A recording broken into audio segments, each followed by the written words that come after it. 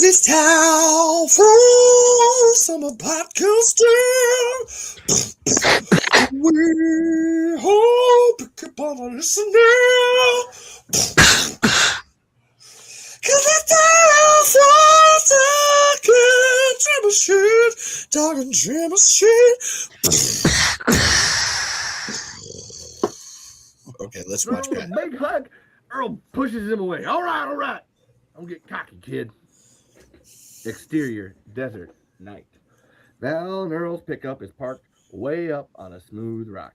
The guys are bedded down for the night, but all we see are their stocking feet sticking out onto the tailgate from under It's such a euphemism. The stillness is broken totally by the distant plaintive howling of a coyote.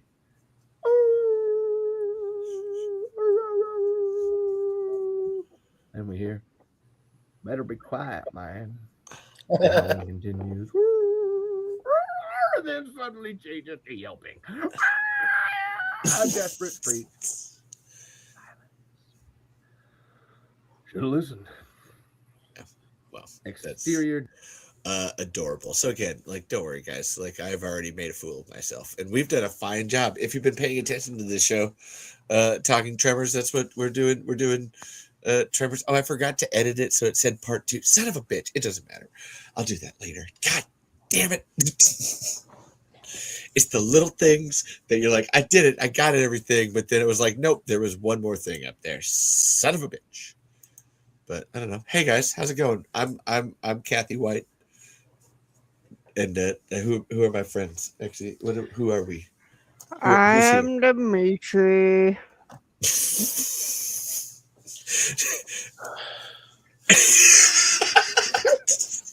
Ernie. It was the stare. It was the 1,000-yard stare before it of just it's so late. I don't even know how to fucking respond to you right now. What is this? What? Which is fair. This is very fair. So we were deep in our Power Rangers discussion, and now we're back over here into Game Go focus mode. I forgot. And now I need to reshare a new link. That's fine though. I still got to figure out a way to share it in the subreddit, even though I'm banned from there. I'm finding my sneaky ways in. I don't know. If you've been watching, you know what we're doing already. We're reading the Tremors 2 script, the OG one, and we're right on the third act. Shit's about to hit the fan. Actually, shit is hitting the fan. And now we're gonna Sorry. What? It's a dog park. Yeah, one of my dogs is lounging. I don't know if you. I just said I can see. Yeah, I can see a body. But yeah, there's a furry body. Anyway. Now what page were? Okay, welcome back, Mike. See, I knew he would. The food. They got new superfood. Okay, different. Okay, so hold on. Yep. We're at. Yeah. I thought so. It's 82. Exterior retaining wall day. All right, who wants to take narrator? Asha. Dimitri. All right. Exterior retaining wall. We got to figure out the rest, Dimitri. Holy shit! It's okay. No, well, okay. We want to keep same characters we were doing. Or, switch it up? I'm fine with keeping the same characters for now. Okay. Val and I'm Earl and Burt. Fuck! I almost called her Rhonda. Here, I was gonna say you have Val. You have Val and Heather. So yeah, you have Val and Heather, and I have Heather, Kathy and Hank. I'm fine with that. I'll make noises too. That's cool. I'm in. Let's roll. Crouching low, the group moves cautiously along the retaining wall. It's not too much further. But as she rounds the end of the wall, Kathy springs back, slamming into Earl. There's one up there! Did you see it? If I had, we'd be hearing about it. Heather cocks her pistol. How far is it? I don't know. 100 yards? That's a heck of a shot. Missile shot. Uh-huh. He flips off the safety on his anti-tank rifle. Val cautions. You gotta get him before he calls the others. I know. Bird takes a zen moment, then pops up, finds his target, and aims. The creature seems possibly far away, a very small spot against a concrete block wall. The animal turns, freezes as it senses Bird. It starts to open its mouth. The anti-tank rifle booms. The concussion rises a cloud of dust around Bert, and the creature is atomized, vanishing in a blood orange mist. When that clears, we see there's also a fist-sized hole blown right through the concrete wall behind it. Heather stands up, pats Bert on the back. The others rise up, a little shell-shocked. Jesus! You smoked him! Doing what I can with what I got. Kathy leads the way again as they rush off. Exterior refinery distillation plant. Leroy's car. We are on the other side of the concrete wall. You look through the bullet hole at our heroes hurrying towards us. The camera moves back with them as they come around the end of the wall. In line with the bullet hole, we pass an oil drum. The 50 caliber bullet has gone through that too. We next pass a small utilities shed, a big bullet hole in both sides. Our group, looking ahead, suddenly slows to a stop, all staring off in disbelief. Camera continues back until we can see what they see. Leroy's car, with a gaping bullet hole right through the compartment. The car quietly drips black oil, green brake fluid, red transmission fluid. Val frantically opens the hood. Earl and Hay gather with him to assess the damage.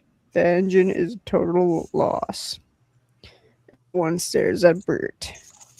I didn't know. How can I have known? Heather sags down on an oil drum, speaking softly. I don't know, Bert. Anybody else would be happy with a 458 shooting 500 grain lead cores. But no, you got to lug a 50 caliber pumping out custom bronze solids. I mean, Yeah. We were supposed to be up against Graboids. I wanted maximum penetration. Food screams interrupt them. They all turn. A few creatures, the first of the horde, have come around the end of the wall and all three screaming in unison. The humans scatter. That noise was terrible. sorry, everybody. Oh god, that was alarming. The Welllll. Bert and Heather dash back towards the distillation tower. It's covered with a maze of intertwining pipes. Bert and Heather fire a few shots from their pistols. Earl grabs Kathy, pulling her towards an open door in a small building across from the distillation plant.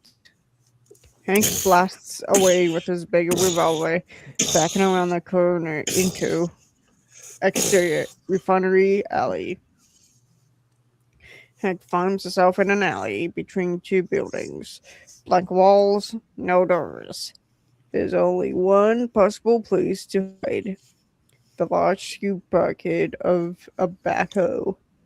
It's essentially like a big bathtub, resting on the ground. He dives into it and lays flat. Interior, laundry building. Earl and Kathy rush in and slam the door. It's small, It's a small laundry room. Big Ben told all the workers roles. There's a moment of silence. Are we safe in here? I mean, they can't see us, right? But they saw us come in. They always go straight for the last place they saw you. And I'm wham. sorry. Sorry, I'm. Can I stop for a second? And can I like we were talking about this at the end of the last one, but like I that was so natural that like I like was reading along in that and wham because these I love this feature of this like this kamikaze thing. Like they don't like because it's like really when you think about it, it's very hard to like showcase on film like because you need the speed thing and like they already had a hard enough time with the CGI like there's but like to think of them like kamikazeing to like die and stuff and like it's terrifying. I'm having a like this is like when I did it the first time too, I was just so impressed by this. Just like, God damn, it's fucking cool. Like these, we need a proper Shrieker movie. That's my, I will die on that hill. Like that's, please and thank you. Sorry, Dimitri, you're doing a great job. We're all like, sorry, that was just like, I love this. And wham, a screaming creature hits the door from outside. Kathy and Earl leap away from the door, looking all around. Exterior, finally, refinery distillation tower. Val, Heather, and Burt climb the maze of pipes. Burt struggles with the anti-tank gun. He can't climb with it. Frustrated, he lets it go. He lets it drop and climbs for his life. Exterior distillation tower roof. Val leaps from the tower to the metal roof of the distillation building. He extends a hand to help Heather across. Burt joins them. They all look down. We hear frustrated creatures screaming below. Where's everybody else? Val is already rushing to look as he points. Earl and Val ran in there. Angle. There be the laundry building. A porch roof prevents us from seeing clearly, but we catch shadows and glimpses of creatures milling around the door, turning it back to scene. Jesus, that door's not going to hold long. We got to do something. Then Heather jumped down, drawing the pistols doubtfully. Sucks. Or They breeze their weapons on the rooftop edge, taking well-aimed shots. Occasionally, we hear the distant eek of a hit creature. Interior laundry room. Wham! A creature hits the door. It cracks a little. Earl and Kathy stands in the center of the room, brandishing pathetic weapons, a mop and a broom. After a moment, this is pathetic. He looks desperately. Wait a second. I got a plan. I think. Exterior. Refinery alley. Hold on. Like, I'm going to give you a break. I can tell, like, Ernie, take narration when we'll flip. Like I can tell you, I felt your pain there, bro. So I love the narration. Like, listen, because it's an effects movie, there's so much in the narration. I know. Like, you don't realize how much. Like, oh my god, like it's like as me writing. Take a shot. Me writing my Godzilla script. I know. It's a lot. I think half of the of actually there's been like full pages I wrote that's just narrating descriptions. I'm pretty sure. Shit, like that's this one. This next one is pretty much just that, just descriptions, no dialogue. All right, are we on the inside the scoop bucket? Yes, and I realize this now. We should so narrator gets Kathy and Hank because they're the smallest parts, and then we flip whoever has Val and Heather, and then Burt and Earl. So now that you have that, okay, you had Burt and Earl, so I'll take Burt and Earl, and then you take Val and Heather. Okay. That was beautiful. I wonder if I could burp talk it. No, just kidding. I'm not going to try out draw really quick. Dude, that's fuck. I mean, that's you die at your own risk. All right, I'm not condoning torture. I don't know vomit on my work laptop. So, we're inside the scoop bucket with Hank. He lies stock still. The lip is just a bit higher than the creature's heads. We hear them rooting all around, but they can't see him. A tongue slithers up over the lip and feels down inside the bucket, coming within inches of him, but then the withdrawals. We're getting there. The sound of the creatures grunting and snorting diminishes as they move off down the alley. He peeks out. The coast is clear. He runs for it. Interior laundry room, day. The door is being splintered. Tongues slither in through the cracks, groping all around. Stay out! Keep out! Kathy grabs an empty, long-neck beer bottle, smashes off the end, and stabs one tongue with the jagged glass, pinning it to the floor. It writhes in agony as we hear the creature outside shriek. Earl glances over at her, impressed. For some reason, he's standing at a utility sink, running hot water full blast. Exterior laundry room, day. The wounded creature flops backward off the porch, hissing and screeching in agony. Shivering at the door. A second creature sidles up and squats beside the wounded one, seemingly concerned. But then it suddenly takes the test bite out of him. Son of a bitch. The wounded one leaps up, snarling like, I'm not that. The creature backs off, disappointed. Thank you, Brent Maddock. That was a Brent Maddock move. That was Brent. That was all Brent. Interior laundry room, day. Earl pulls a set of steaming overalls from the sink, wincing as his hands burn. What is that? He steps to an open window and starts to pin the overalls to a pulley-style clothesline. Kathy catches on. It's her turn to be impressed. That's great. She rushes over to help him. They get the overalls attached. Be ready to run. Head for that tower and climb. Earl pulls on the line, sending the overalls dancing out the window. Exterior laundry room, day. The steaming overalls go jiggling away out the side window. The creatures all turn, heads cocked, to stare. What's that? What the hell? It's warm. And with mighty food scream, they're after the overalls. An instant later, the laundry room door is yanked open and Earl and Kathy come pounding out. They head for the distillation tower and climb like they were born to it. Exterior Kathy's lab, warehouse, day. We hear shots from Hank's 44. Then Hank, out of breath, dashes into view. He runs to the big garage doors of his warehouse, shoves them open, and ducks inside. Interior Kathy's warehouse, day. Hank frantically shoves the doors in closed. We hear creatures slam into the doors and scrabble outside.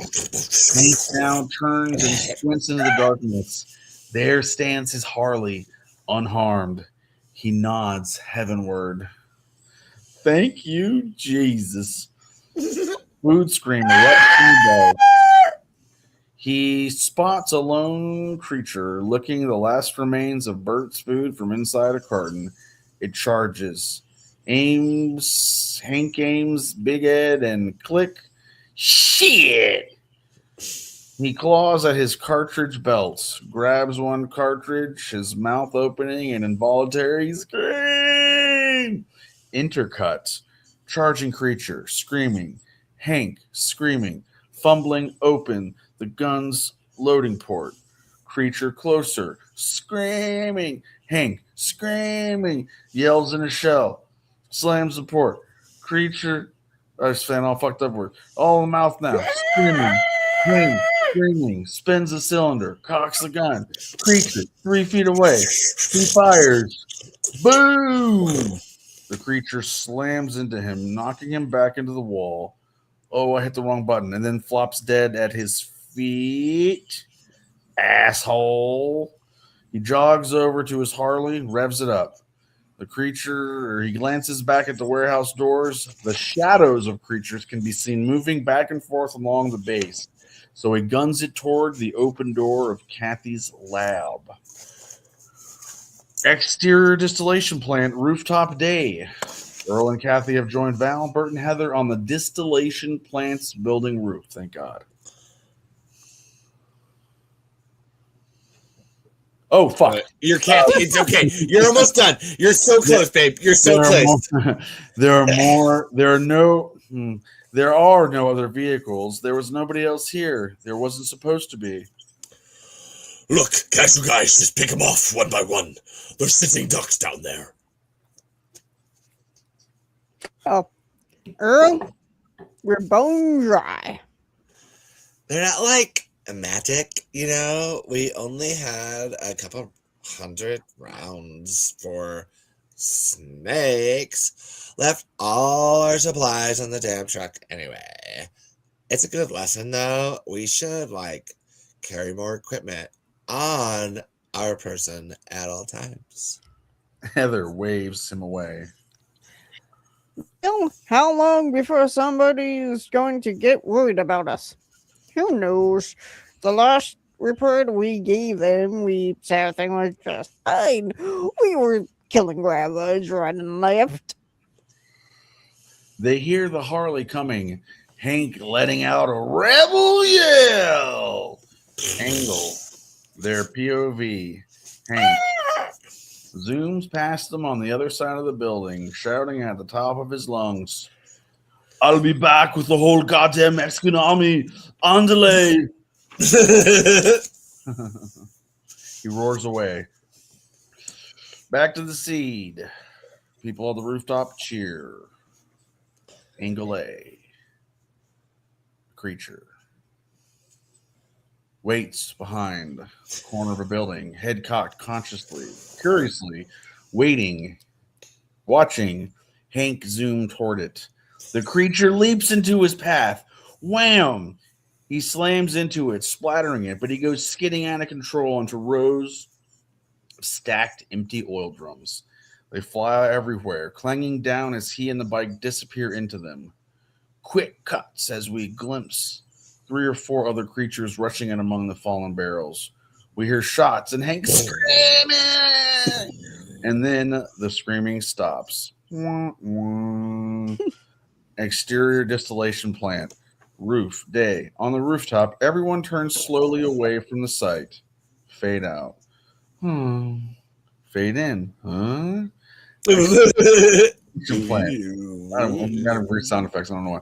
Roof, later, day. The fivesome sits glumly on the rooftop, baking in the sun. Down below, the creatures stare patiently up at them. Well, one thing's for sure. The same. Once they know you're there, they don't go away. Well, don't worry, Heather.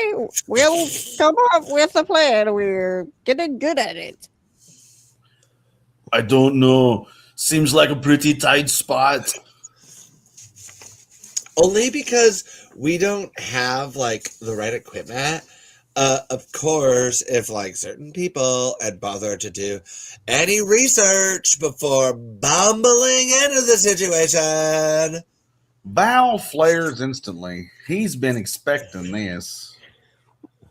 Don't you start on me, Bert. Nobody made you come. And we wouldn't be down here packing single-shot big bores when we should be shooting full auto, preferably belt-fed. Shut up! The goddamn Precambrian life forms, Bert. How anybody supposed to research a Precambrian life form? Come on, Val. We're stuck on a goddamn roof with something trying to eat us. I mean, where have I seen that before? I can't believe I had you talk me into this. Earl stalks off. Val is stunned at his outburst. Burt and Heather amble over to be near Earl. Only Kathy is left near Val. He does a take as he sees her watching him. She shrugs and smiles. I'm not mad at you. Of course, I haven't known you very long. She gets a sudden thought. Do you two know how to shoot all different types of guns? Burt and Heather exchange a look. Are you talking to us? Because he had a lot of guns. I mean, he would get to them without getting eaten. I mean, if we could get to them without getting eaten, like the time I had to get to that chopper. Oh my God! Why didn't you say so? Like, where are they? Oh my God! I can't do Arnold anymore. Over at the residence trailers, he had a whole collection.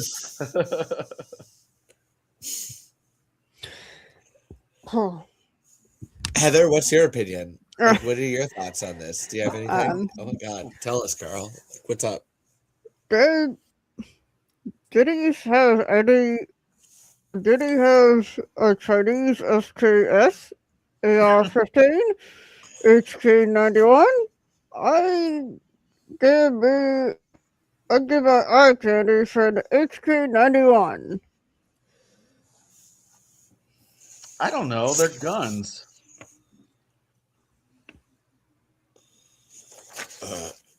Shit! I forgot what I was doing for Earl. Oh my God! Hold on. Whoop. Oh my God! It doesn't matter. Okay, we got blame. Let's blame. we got blame. What's the plan? You got okay. Hey, we got plan. What's the plan? Look at me. What's the plan? Oh shit! I realize now. I thought I wasn't reading ahead, and I was too drunk at the time, and I didn't actually look down at the script. And I didn't. I should have been looking at the. Heather and I go for weapons.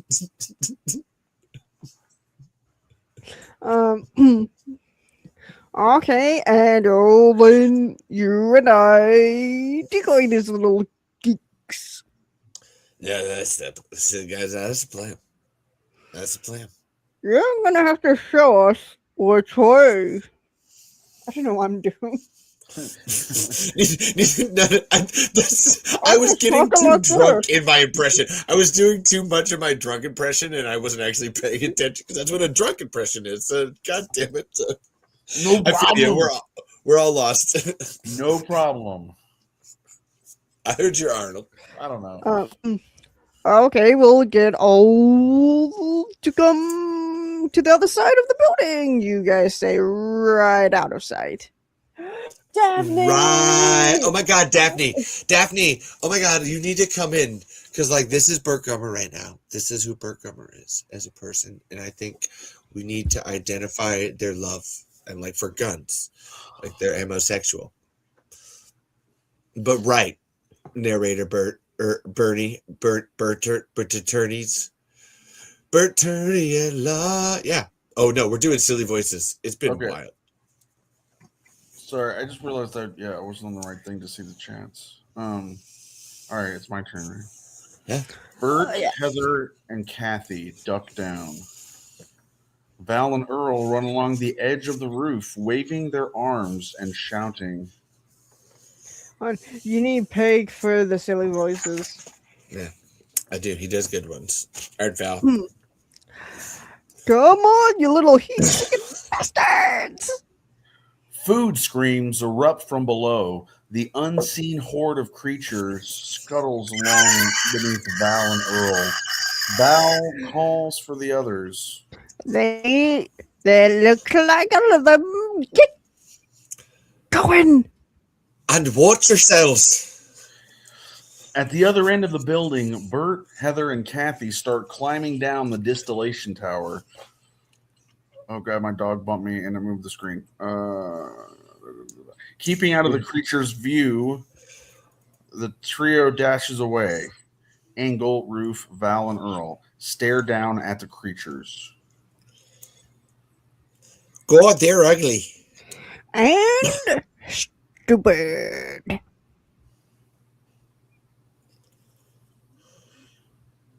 A devilish grin spreads across Val's face.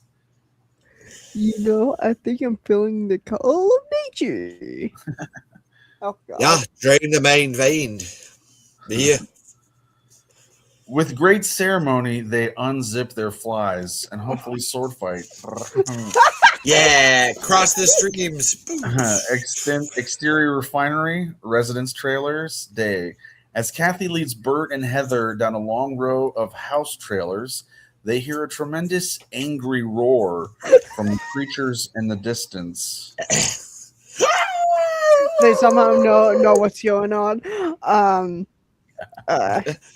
Good Lord. Good Lord. What's going on back there? Like, don't think about it. Okay, keep going. I could see the heat of their dongs.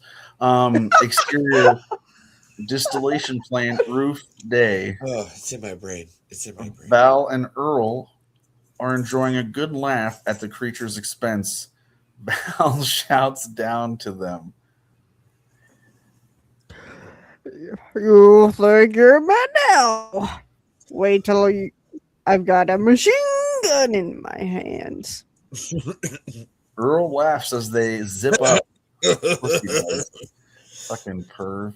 No, just kidding. You're doing your thing, man, They Hey, man, it's life or death. Yeah, like, fuck you. Like, yeah, right? They've been through a lot with these things. So, yeah. Right? I get it. I get the anger. But then he grabs Val's arm, pointing down. He didn't even fucking use hand sanitizer.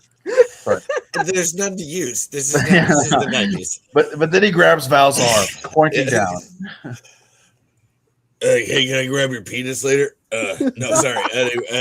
Maybe we shouldn't have done that. Can I grab your penis afterwards, though? Angle After that bit? of the building.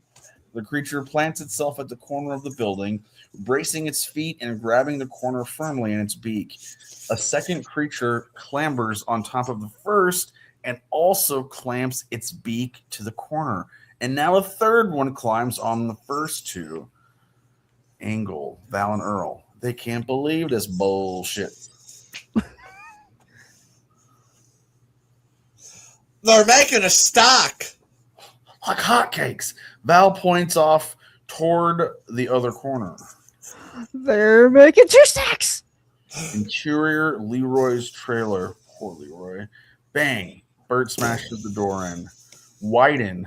I'd like to widen something. Stop it. As they enter with Kathy, she proudly gestures to the opposite wall. Indeed, the wall is covered with guns, but Burt and Heather stare in shock. I see why now. These are all like muzzleloaders. That's hilarious. What loaders? Oh yeah. Sorry. No, I didn't. I wasn't. I was reading it like what loaders. That's what loaders? Exactly. It's funny. Like what loaders?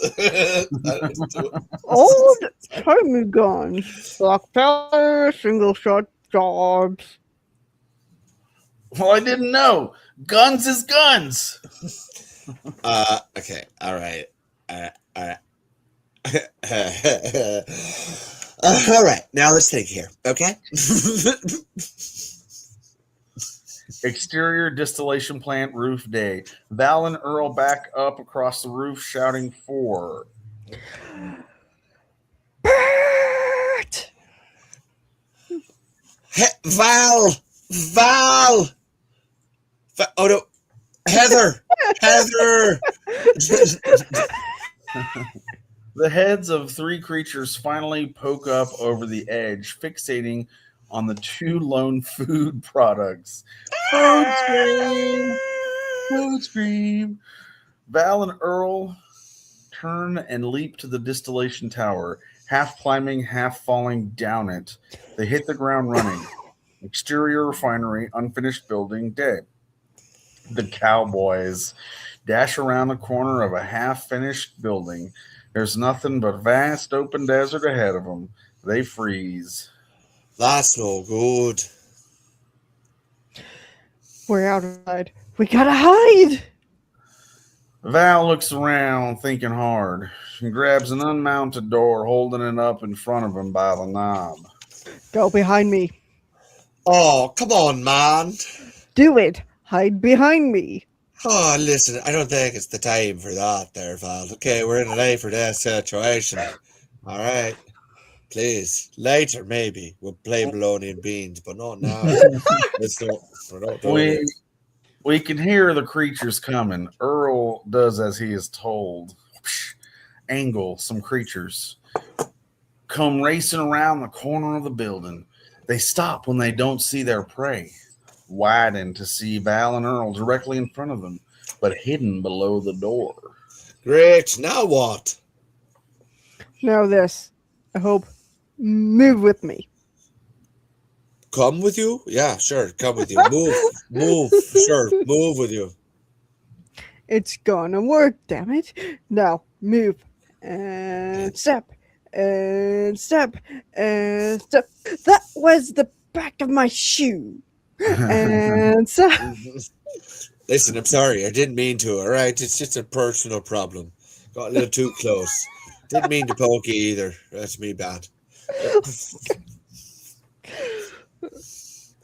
Val shuffles sideways with the door. Earl glued to his back, stayed in step with him. The creatures don't react. They don't sense nothing of the hidden Val and Earl sidestepping along in front of them. They go into search mode, feeling the ground with their tongues. Ah. I do not know how you come up with this shit. I don't know how I do sometimes either. Amazing. Absolutely amazing. Get a word or two. Kathy watches intently as Burt and Heather feverishly load Kentucky squirrel rifles, ramrod and patched balls down the long barrels. Yeah, ramrod. Day. The door shuffles along. Val and Earl have their on movement down to a rhythm, and they've managed to get quite a distance from the creatures. Earl looks over his shoulder. Take it right. Moving right. They start moving off at an angle. A food scream comes from behind. They look back startled. They've been spotted by a lone creature. In the distance, in a cloud of dust, the rest of the creatures come a-running. Shit. Stampede. There it is. Val lets the door drop and they take off. Heather! Burt! The men run desperately, but the single creature that spotted them is gaining, gaping mouth coming closer to Val's heels, foot guy. Then, out of nowhere, we hear a distant rolling boom. The creature drops flat on its face, skidding to a stop in the dust, dead. Still running, startled Val and Earl glance back at the dead creature, then look off to exterior hillside. Burt and Heather standing heroically on top of a rise. A big puff of white smoke drifts away from Burt as he lowers a sleek Kentucky long rifle with satisfaction. Fuck yeah. 150 yards. This way, guys. Pour it on. Angle, Val and Earl. As they change direction and dash toward Burt and Heather, Angle, the rest of the creatures, still 200 yards away, they swerve, charging up the hill after the guys. Exterior hillside, Burt and Heather. Heather raises a double-barreled muzzle loader and fires. Now Kathy struggles up with the rise behind them. She's pushing a wheelbarrow, piled high with more muzzle loaders. She hands the fresh ones to Burt and Heather. Exhausted, Val and Earl stumble into frame. What the hell are these? Don't ask. Like, just grab a weapon.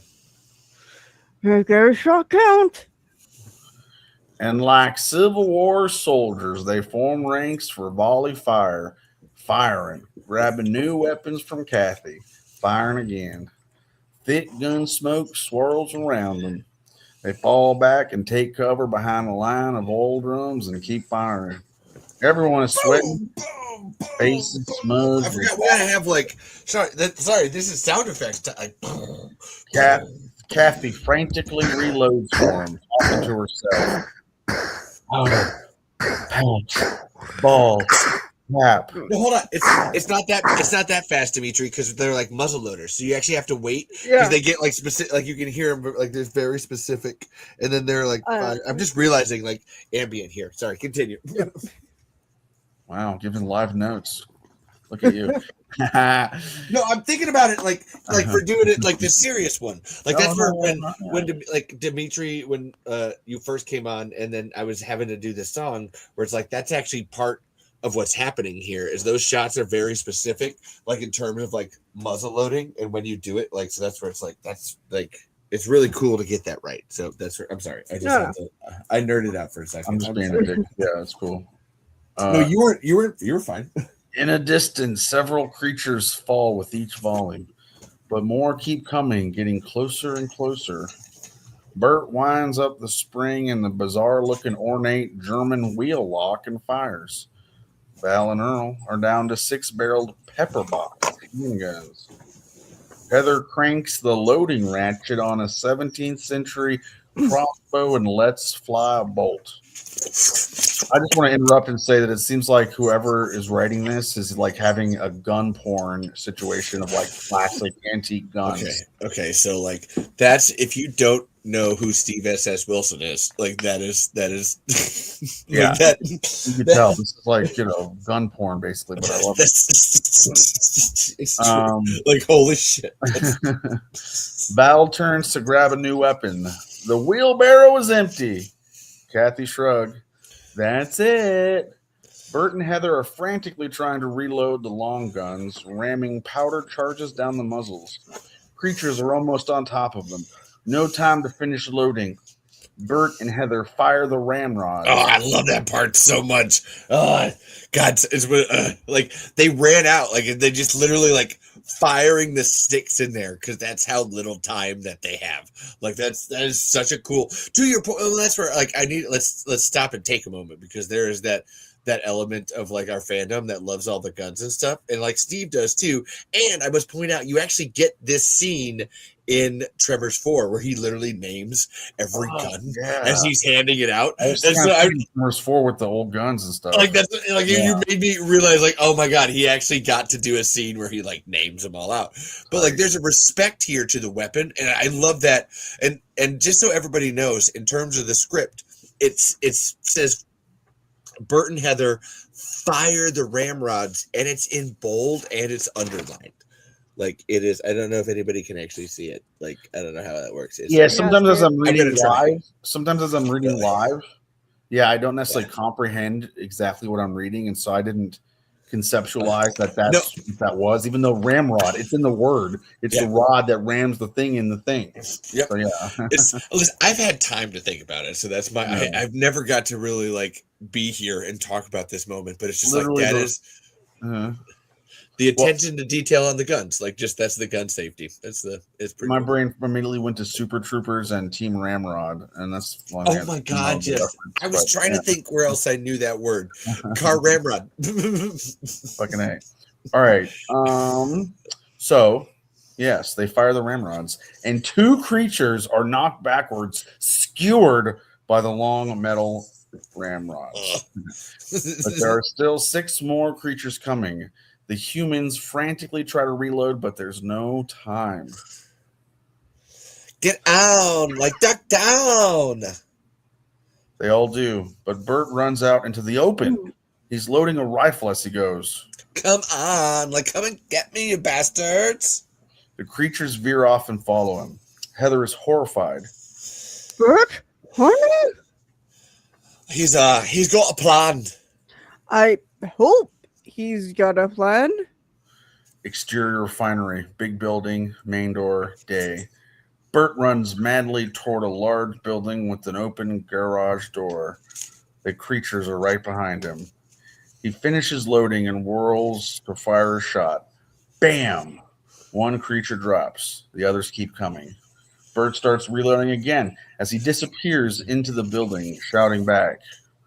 Shut the door! Oh my god, shut the door! Exterior hillside. Val realizes what Bert's up to. He springs into action, dashing away. The others leap up to follow him toward exterior refinery. Big building, main door, day. Val rockets into the frame, leaping up to grab the pull rope on the garage door, riding it down, slamming the door shut. Interior big building, day. Places piled high with all sorts of boxes and sacks. Bert dashes among them. We catch glimpses of only the heads of the food-screaming creatures as they scuttle after him. Exterior refinery, big building, side door, day. Bert bursts out through a side door of the building, spinning around and jamming his rifle through the handle to bar the door shut. Wham! We hear the angry creature hit the door from inside. The others rush up to Bert as he stands panting. A grin spreads over his face. Problem solved. Great going, Bert. I say go in and get him right now. Damn right. We don't want him snacking on a rat, a cockroach, a goddamn ant.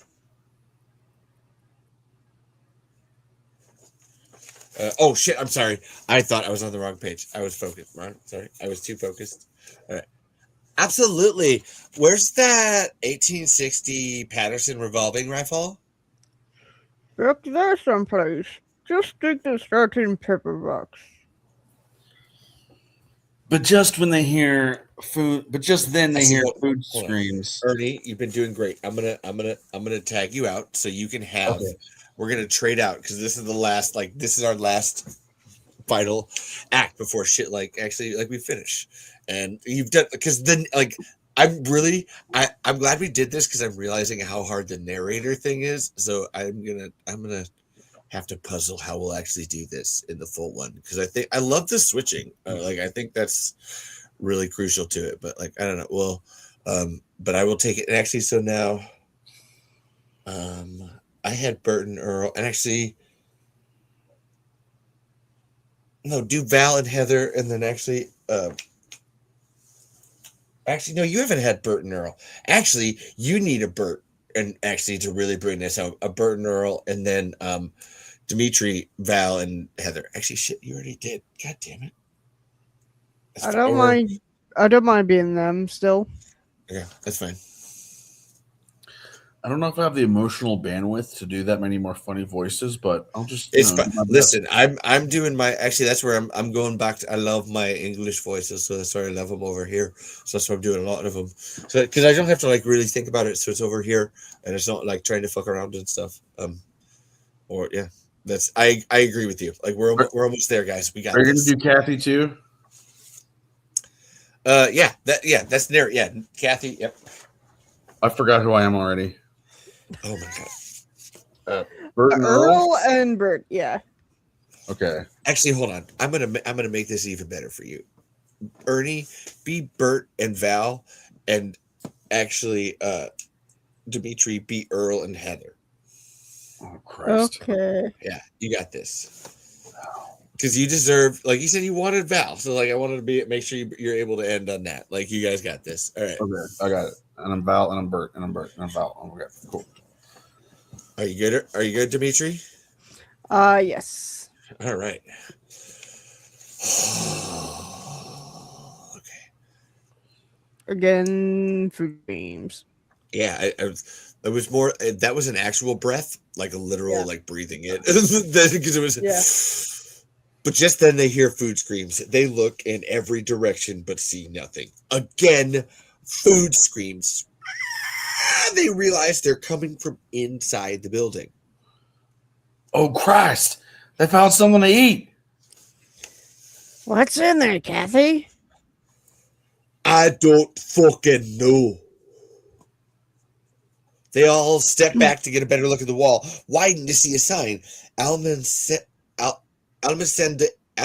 comida. They all pull out their phrase books and start looking through them. Almacen Warehouse. de comida. Boom. food. They all look at each other. Oh, shit.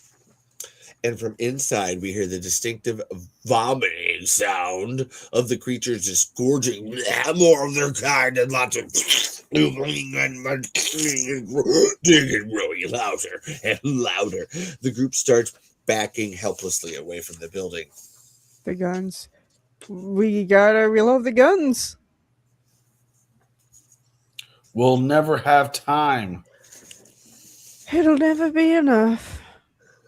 Bombs then. We'll get bombs from your truck. Blow them to hell before they get out. That sounds like a plan to everyone. They start running. High angle, 5 tiny humans run through the refinery. Exterior big building day. The alien noises from within is now deafening. It sounds like 10,000 demon monkeys pan the walls of the building. The sheet metal shakes and shudders, and we see the walls of the building are actually starting to bulge. Interior Kathy's lab warehouse day. Burt stands in the bed of the deuce and half handing out bombs. When everyone is armed, he comments grimly, Of course, you realize if things go wrong and you're sure they're going to get you, there's another way to go. He holds out the bomb meaningfully. Kathy doesn't get it. What? Yeah, come on. The others lead the way, Burt and Heather trailing during. And that's another thing, Bert. You gotta stop telling people to commit suicide. They're gonna think you're nuts. I'm just making them aware of their options. Exterior big building. We're just gonna keep riding right past that one there, folks. Exterior big building, very wide day. The building is seen small on a rise in the distance. Everyone comes running in past camera, racing up toward the building with their bombs. Go, go, go. Then it happens. The building fucking splits open. The walls burst outward. I know. I've waited. This scene is one of my favorite. I want to see this. And I'm going to read it. Because this is one I've always wanted to happen. Then it happens. The building splits open. The walls burst outward. The roof collapses. All we can see at this distance is a tremendous solid mass of wriggling, hungry creatures gushing out in all directions. The people stumble to a spellbound stop staring, and in the distance, an earth-shuddering food scream erupts. Zulus from hell. What the fuck? Val breaks out of the transfer, sprinting back the other way. Come on! You got a plan? Exterior oil storage tank day. On a hill above Kathy's lab, Val leads the group to a huge oil storage tank. He kneels at its base and sets his bomb against the metal. Get behind this tank and be ready to run. I'm going to turn this entire goddamn place into one big river of fire. We're with you, Val. My God. It just might work. Kathy's very fucking confused. But like how? Well, we were never in production, Val. There's no oil. The tank's empty. Push in on Val as the blood drains from his face. What kind of cruel universe is this? Right, I know. The sound of the approaching wave of creatures grows louder. The people look around desperately. There's nothing but open desert beyond the tank. Can't go that way. Come on. They grab Val, dragging him with them back down the hill toward Kathy's lab building. Interior Kathy's lab warehouse day. The group dashes into the warehouse. Earl pauses in the doorway, raising his bomb. Might as well chuck these bombs. What the hell? They all nod, set their timers, heave the bombs outside as far as they can. They swing the big doors shut and back away from them. We hear that thundering horde of creatures rushing closer outside. Then we hear 5 deafening explosions.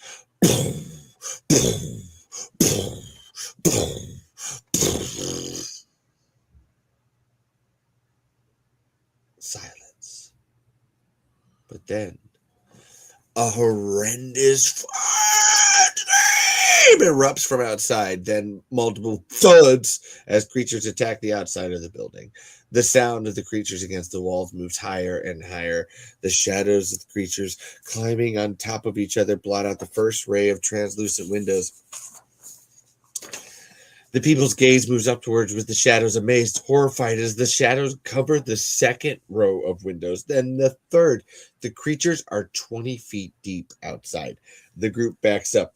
Burt and Heather vainly hide behind some crates against one wall. Val, Earl, and Kathy take cover some distance away, squeezing behind some tall boxes, trying to delay the inevitable. The latch on the warehouse door gives way. A huge wave of creatures spills inside, sensing no warm bodies. They go into their usual routine, spreading out, searching blindly. Val forces himself to think, looking everywhere at the ceiling, the walls, the floor. Suddenly, his eyes fall on a pair of CO2 fire extinguishers. He gets a strange expression. Could this possibly work? He grabs them and crawls closer to Earl. Earl, squirt me with these. What? No, you didn't even have to do anything. It was written for you. It was written for that. Yes. What? CO2, it'll make me cold. What the hell?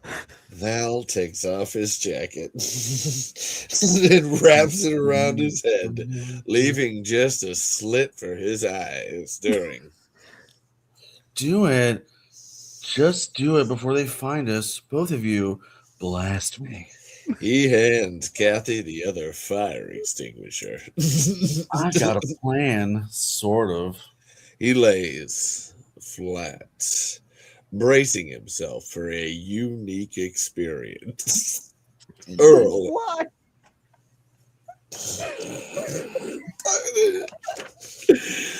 Earl and Kathy pull the safety pins and start spraying him down with the sub-freezing Scott 2. That's cock. It's a Q, right? Cock with the sub. Actually, yeah, and start spraying him down with the sub-freezing cock. That's a Q. That's a lowercase Q. Val grimaces as the biting cold gets worse. Angle, Burt and Heather, mystified as they hear the whooshing and see clouds of white mist billowing from behind the boxes where the others are coming. A creature pisses close. They shrink back into their narrow slot. Angle, we see the boxes where Val, Earl, and Kathy are hiding. The whooshing stops. The mist coming from behind the boxes dies down. Then Val steps into view. He's white as a Ku Klux Klan member. It's in here. It's super weird. I don't know why. Hey, Steve, notes. Like, make sure you guys change that. Totally frosted from head to toe, shivering. The creatures don't see him. With a deep breath, Val walked. What the? Oh my God, Alejandra, how have you not been in here? Oh, girl, what the fuck? Anyway, wow, we could have used you a million billion hours ago. Click the link in the description and oh my God, what have I been missing? Oh I know God, we're doing a read. Actually, here we're at the end. Just watch and enjoy. Watch it like we're reading the original Tremors too. This is some good shit. It's actually we're reading them in silly voices. You're in the middle of sexy silly voices right now. That's what it was. Come on, don't we see the Val steps out into view. He's white as snow, totally frosted from head to toe, shivering. The creatures don't see him. With a deep breath, Val walks right out into the midst of them as he threads his way along. It's working. Get ready to run. Sorry, I've been MIA for when I had treatments and stuff, and so I've been on a health hiatus. Well, no worries. Oh my God, thank you for being here, babes. You'll love this. Oh my God, and this is just practice too. It's working. Get ready to run. I'm gonna decoy him. But Val, how are you gonna get out? Pond with Val to see. He's headed for Burt and Heather Strock. It's a long walk. I haven't worked that out yet. That's your goddamn plan? Jesus! I'm starting to melt. Now be ready to run, or none of you will make it. His frosty coat is turned to water. Nearby creatures' heads whip around, studying him. Is he food or is he food? Can't tell yet. Val reaches the truck and climbs up onto it. He digs out a bomb and setting the timer. Yeah, I just right. And extra. But now he's deafened enough for the creatures to see him.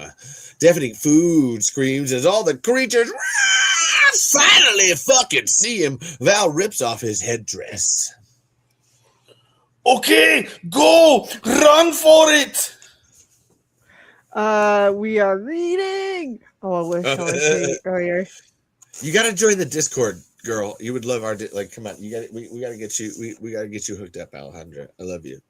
Oh my god, because this has been nuts. Okay. Jesus Christ, I got this. And they ready to switch off? Or are you good? Honestly, no. If anything, it would have to go to Dimitri because that was the order that we like that. No, but like, Bro, just checking in on you. I know. Thank you. I think we got actually looking. Actually, it's yeah. Okay, we're good. Okay, we got this, guys. We have 11 more pages. More or I know. less. I know. For anyone wondering. Oh my god, this is great. I agree. You're like this has been the whole night too. Like I can't believe you missed out on this, Alejandra. This has been some great shit. Thank you, everybody, for anybody that's still managing to be here by now. You're all amazing. Okay, good. Always. Okay, so Earl, Kathy, Burt, and Heather burst out of hiding and dash for the doors, unseen by the creatures facing away from him. On the truck, Val presses the start button and drops the bomb into the band of explosives at his feet, staring at it, madness in his eyes. Earl lags behind him, torn, until he spots a tangled holes on the ground just outside the doors. Both after the others. It's really good, isn't it? That's the fucking problem. See, listen, there was an episode of Kaiju Rambles that was all go. We may have unlocked something. It was a bit of a thing, and I don't know what to do with it now. It's here. It's super easy. Just go slips right into it right there. Next time we do Tremors 1 and all different parts. Actually, we're doing Tremors 2, so you could do Heather. Like you could actually be Reba McEntire in our thing. Like, yeah, I'll send you the script. Show up, girl. And anyway, so exterior Kathy's lab warehouse day. And it's really fun too. So that's where it's like we're at that point where I'm tired and my brain's like, all right, as Heather pulls the door shut, Earl grabs the end of the hose frantically and starts climbing, stacked crates toward the second row of windows. Burt glances down. The hose is still attached to the spigot. He swiftly starts to unscrew it, but Heather steps in, wielding a combat knife, slicing through the hose like butter. Burt flashes her thumbs up. Meanwhile, Kathy is jamming a thick board under the doors to block him shut. Interior Kathy's lab warehouse day. In quick cuts, we see the creatures clambering up onto the truck. Val kicks a few of them back and climbs up onto the cabin. But as he does so, he bangs his head on one of the light fixtures hanging on a long cord from the ceiling. It says sways crazily. He gets an idea that creatures are now in the bed of the truck, scrambling over the explosives toward him, and he grabs a light fixture, backs up as far as he can, and swings on the light. He excels just above the creatures, a force of stretching tongues hungrily lapping up at him, and the fixtures tear loose from the rafters. Val falls, but he lands next to the wall. The wall, the wind knocked out of him. He struggles to his feet and climbs madly right up the 2x4 cross members in the exposed framing of the wall. Exterior Kathy's lab warehouse day. Climbing up outside, Earl reaches the windows and flails wildly with the hose smashing the glass. He leans inside, feeding the hose into use as a rope.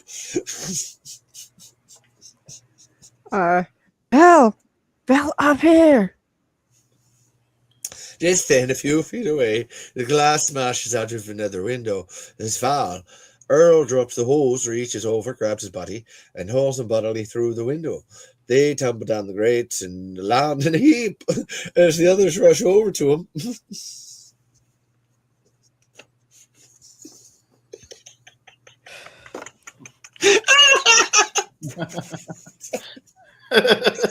Jesus Christ. I had to get through it. It was a long stretch of like words. It was a long. It was it's that hard for me to whole. sustain them sometimes. Yeah, that's so good. It was really hard. Okay. We did it. We did it, guys. Yes. My God, Val. Go, run, go, go.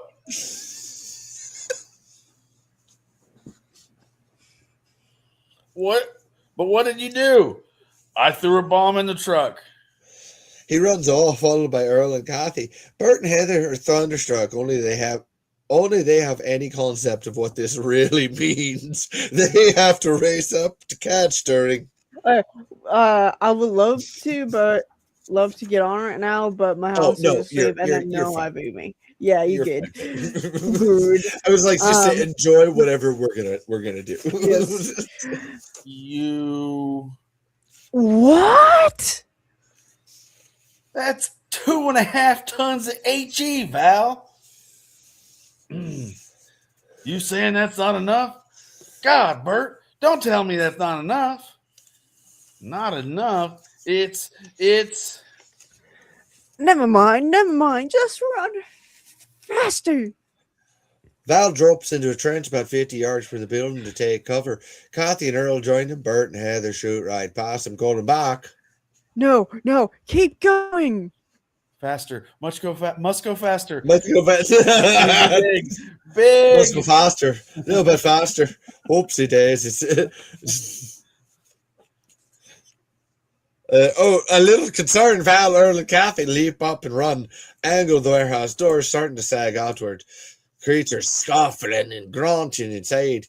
Angle very wide with the warehouse in background. Everyone runs frantically across the desert. Burt and Heather in the lead. How long did you set it for? I don't know. I just punched it. God, it's going to be big. Big. They come to a deep ravine. Burt and Heather dive into it, followed by Earl and Kathy. This will have to do. Stay down. Cover your ears. It's going to be big. Big. Is it gonna be today? Val has paused a few steps away, next to a little outbuilding, looking back worried. When's it gonna blow? Did he do something wrong? Val, get down. Burt scrambles back up to peek over the edge. Heather tries to yank him back down. Burt? Oh, but I want to see just a little.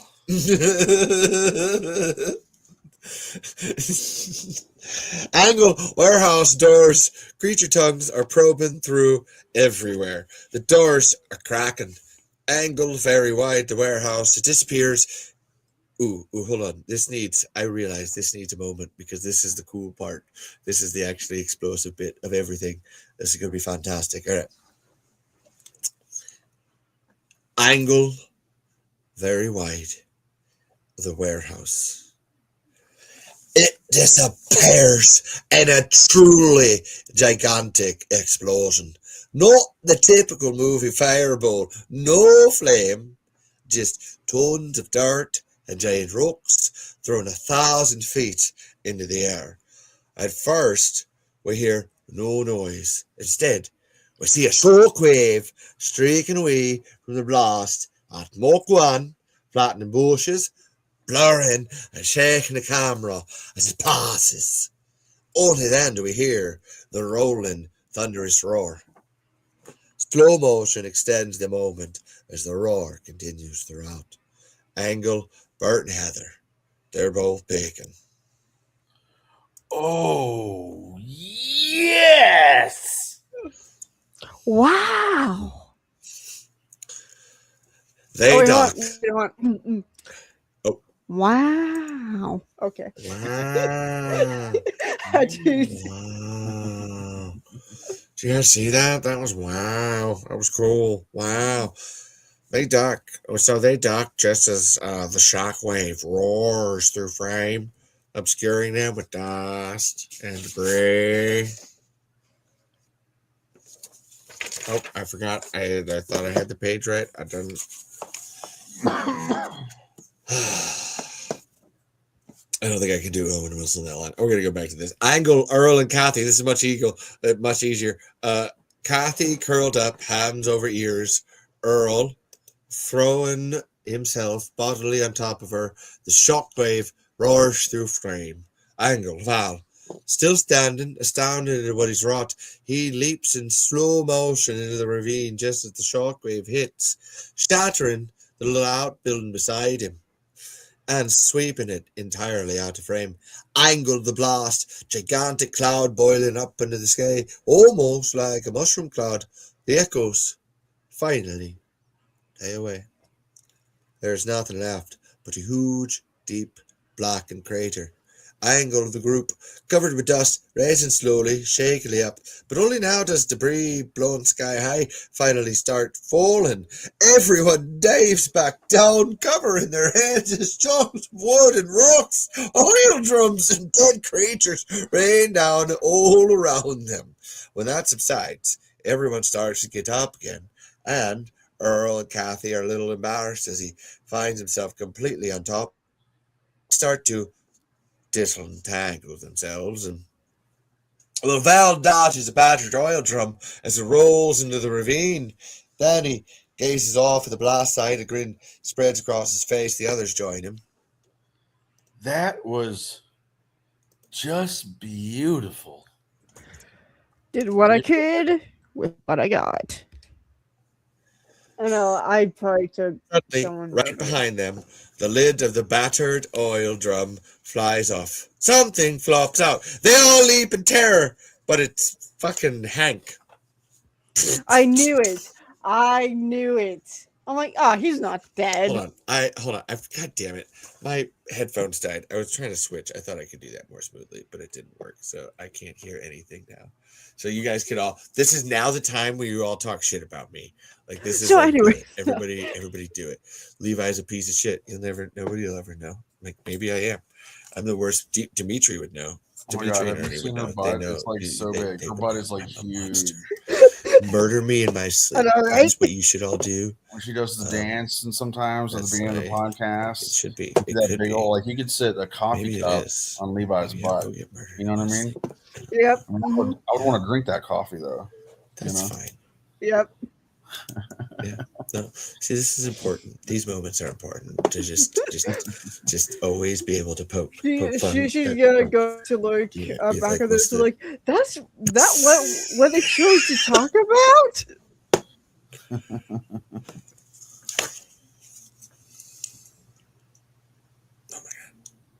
Are we still waiting? I guess we're still waiting on the headphone situation. Yep.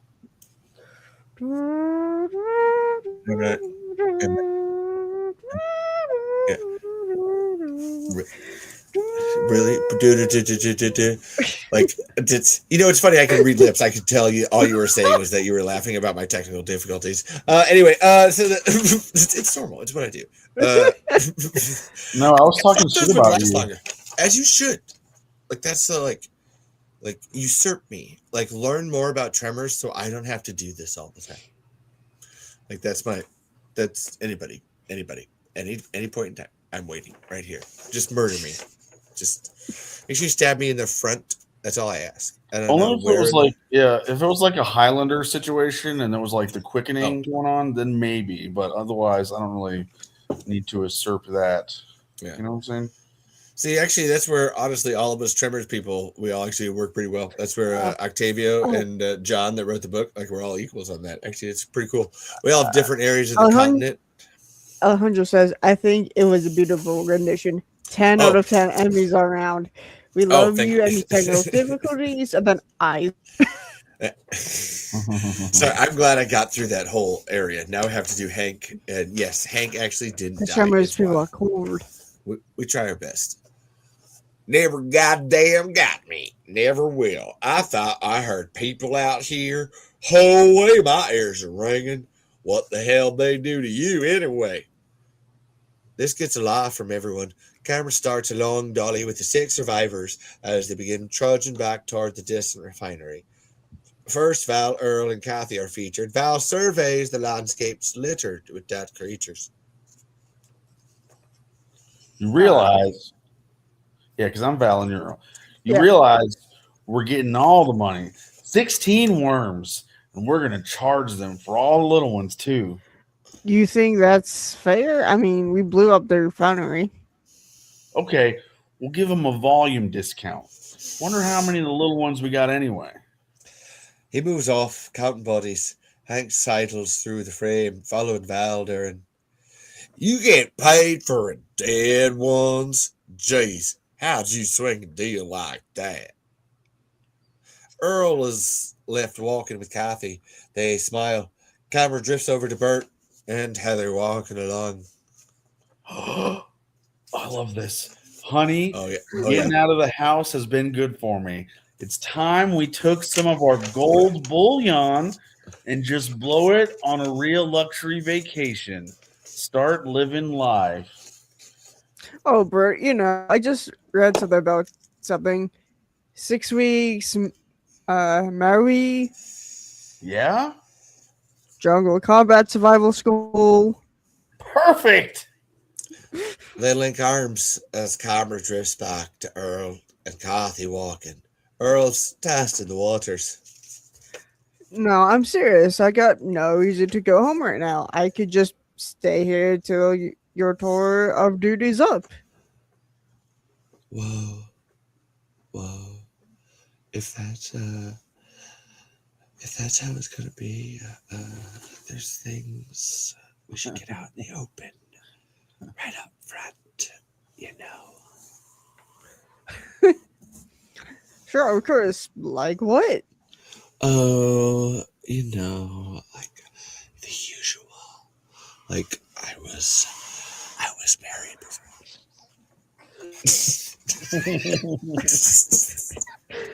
Come on, This- Kathy. for reference, this is where this character started. Actually, there was a whole thing with this earlier, so I'm bringing it full circle. Come on, Kathy. So was I. I got married at 21 to a girl totally wrong for me. Typical man, couldn't see beyond her lurks, had this image in my head, Miss October 1968, He sees Kathy eyeing him oddly. Oh God, Leroy told you. What? Leroy, I had to tell you. You couldn't have recognized me. Recognized you? I was Miss October 19th. Oh no. Oh, God. Dude, I think her boobs might have when she leaned over, her boobs might have turned off the recording or something.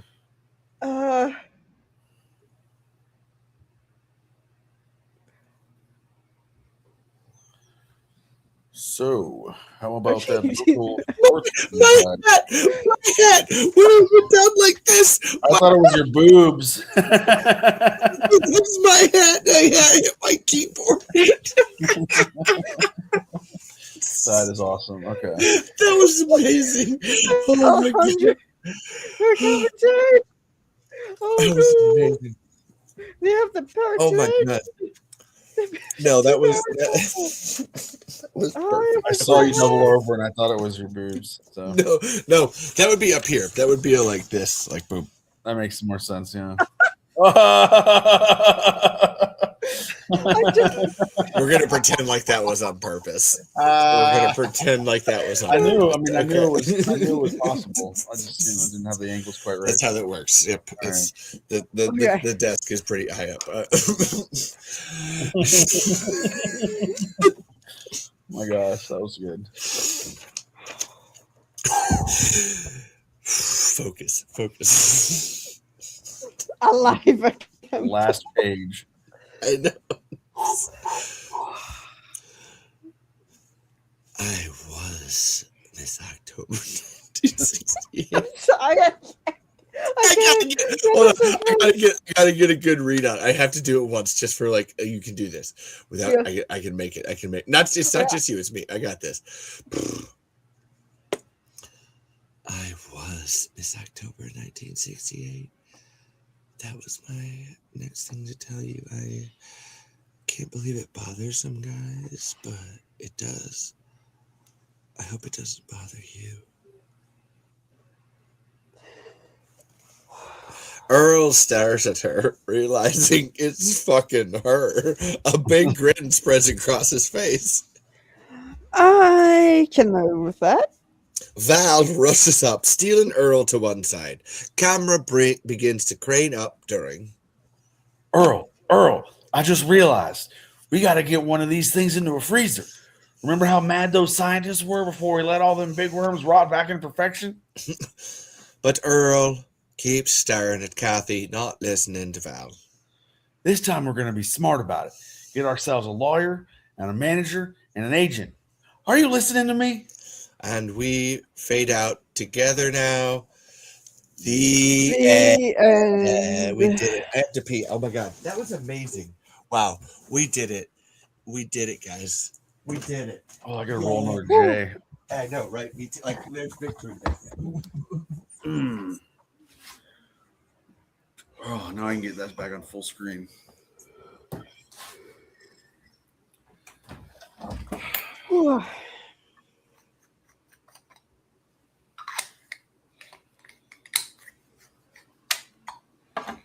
Yeah, this is helpful. This is actually super helpful for me because I've been circling the idea of writing a screenplay.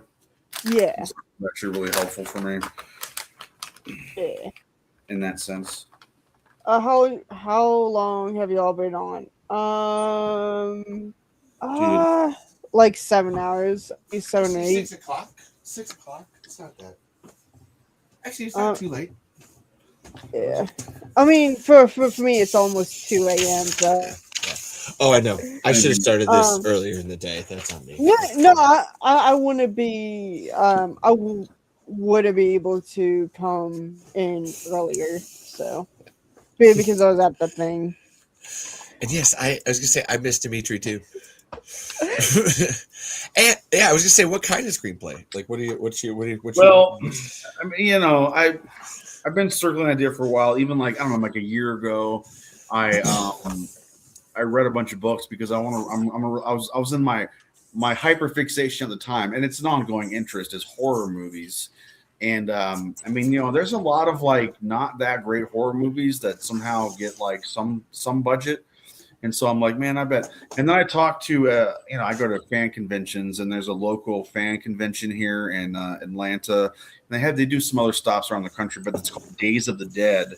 And the director of the Hatchet movies, Adam Green, I'm pretty sure is his name. He was there. And you know, I got him to sign a screenplay and stuff because I fucking love the Hatchet movies. They're like really fun, like slasher movies that are like a homage to classics, but with like tongue-in-cheek, self-aware humor. And he was like, dude, they're starving for horror screenplays, you know. And he gave me some tips on like, you know, how to market it and stuff like that. So that was kind of like the idea. And I read some books about it, but that was a while ago. And then just recently, this is kind of a personal thing. My BFF, who just was visiting me in Louisiana not long ago, she's had some like health and like emotional troubles lately. And so she's just checked herself into like a 30-day minimum like mental health retreat with like, you know, inpatient type situation. Oh, no. So I can't talk to her for the next 30 days. And I told her about the last, like, this is like literally starting today. I talked to her at 9 a.m. this morning right before she went in.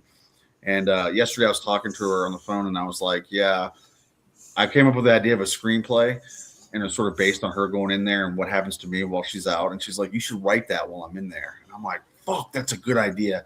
I have a lot of free time, not bullshit with it, because I talk to her on the phone all the time, you know what I mean?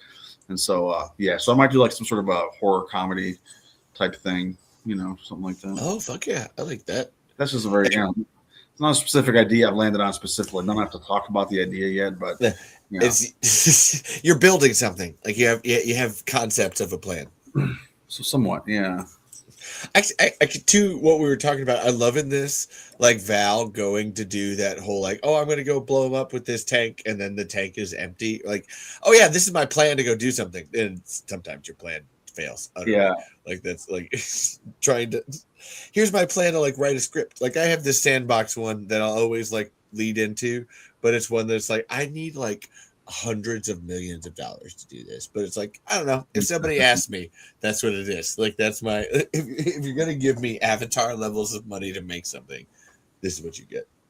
Yeah. I got content for days. I got a good New York thriller story. I was gonna No say one was Alejandro's. flashed though.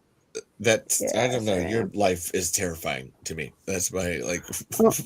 Also, a random studio on YouTube called Doom Studios is making a War of the Worlds film, and it's called War of the Worlds 1962. So I guess Alien Invasion 1962. Yeah, that's fun. I I want aliens so bad. Sorry. Continue with No, yours. I just. which kind of aliens? That's the question. Honestly, I really don't care. I could go Even if for, they come to kill us, that brief moment would be like cool. Aliens I are weird. mean, I go for Transformers. Oh, we get to pick like that. Oh shit! What kind of aliens then? Oh man. Fictional aliens, theoretical aliens like the Greys and whatnot. For me, it would have to be Transformers. All right. Of course, I'm I'm biased. gonna say something real quick. I used to be I told Levi this in a DM one time. We were chatting, and I said that I used to be a staunch atheist, agnostic, skeptic, whatever. But then, in my mid 30s or so, up to present day, I started doing a fair amount of hallucinogens, and I'm much more open minded now. So even though I know that many things, if not all the things on the television program called Ancient Aliens is bullshit, it gives you a lot to think about. Okay, it gives you a lot to think about. I know, right? Even just fictional stuff, or like just the concept of reality and stuff like that. And so yeah. my idea would be something, and I've actually thought about this. I've got a list on my phone of like potential screenplay ideas, and one of them is like basically humans, some like bumbling humans in some small town near this private military installation that is closed down, but it's not really closed down. Area 51 type shit. But they have some bumbling friends that are, they get involved in some situation where it's a conflict between the Greys, the Reptilians, and the Nordics, which are three of the big archetypes. Oh shit! Yeah, I know exactly what you're saying. Yeah. And so and I want to lean into the high strangeness aspect of the sightings, and it kind of be like, my idea was that they were all going to be on hallucinogens, and because of that, they couldn't be affected by the Greys' mind control, and so they weren't like mind controlled like the rest of the people in the town because they're fucking tripping balls on acid. I don't know if that actually makes any sense scientifically. No, it does. Who cares? I always take it as like I love what they do in Cabin in the Woods with that, where like the guy has his own meat, but it also like alters you enough that like it's doing stuff to your brain that makes it harder for other stuff to process. I don't know. Who cares? Yeah. Okay, I have the hair so I can actually do the meme. I'm not saying for sure, but aliens. Yeah, there you go. Good old Giorgio. Did the ground move? Tremors. But that was like one of the first memes I ever made too, because I just like I get so frustrated seeing people just like, oh my god, the ground moved in some way. It's Graboids, and so it's like, did the ground move? Tremors. Like. Also, we got a Batman alcoholism flash action comedy, the flash thriller, and then geology can help, but science.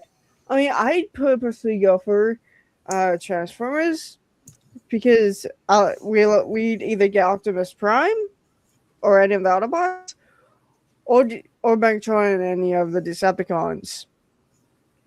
Which, I mean, if we're going off about Dark of the Moon, where they're bringing Cybertron here and they need human slaves, I mean, proud.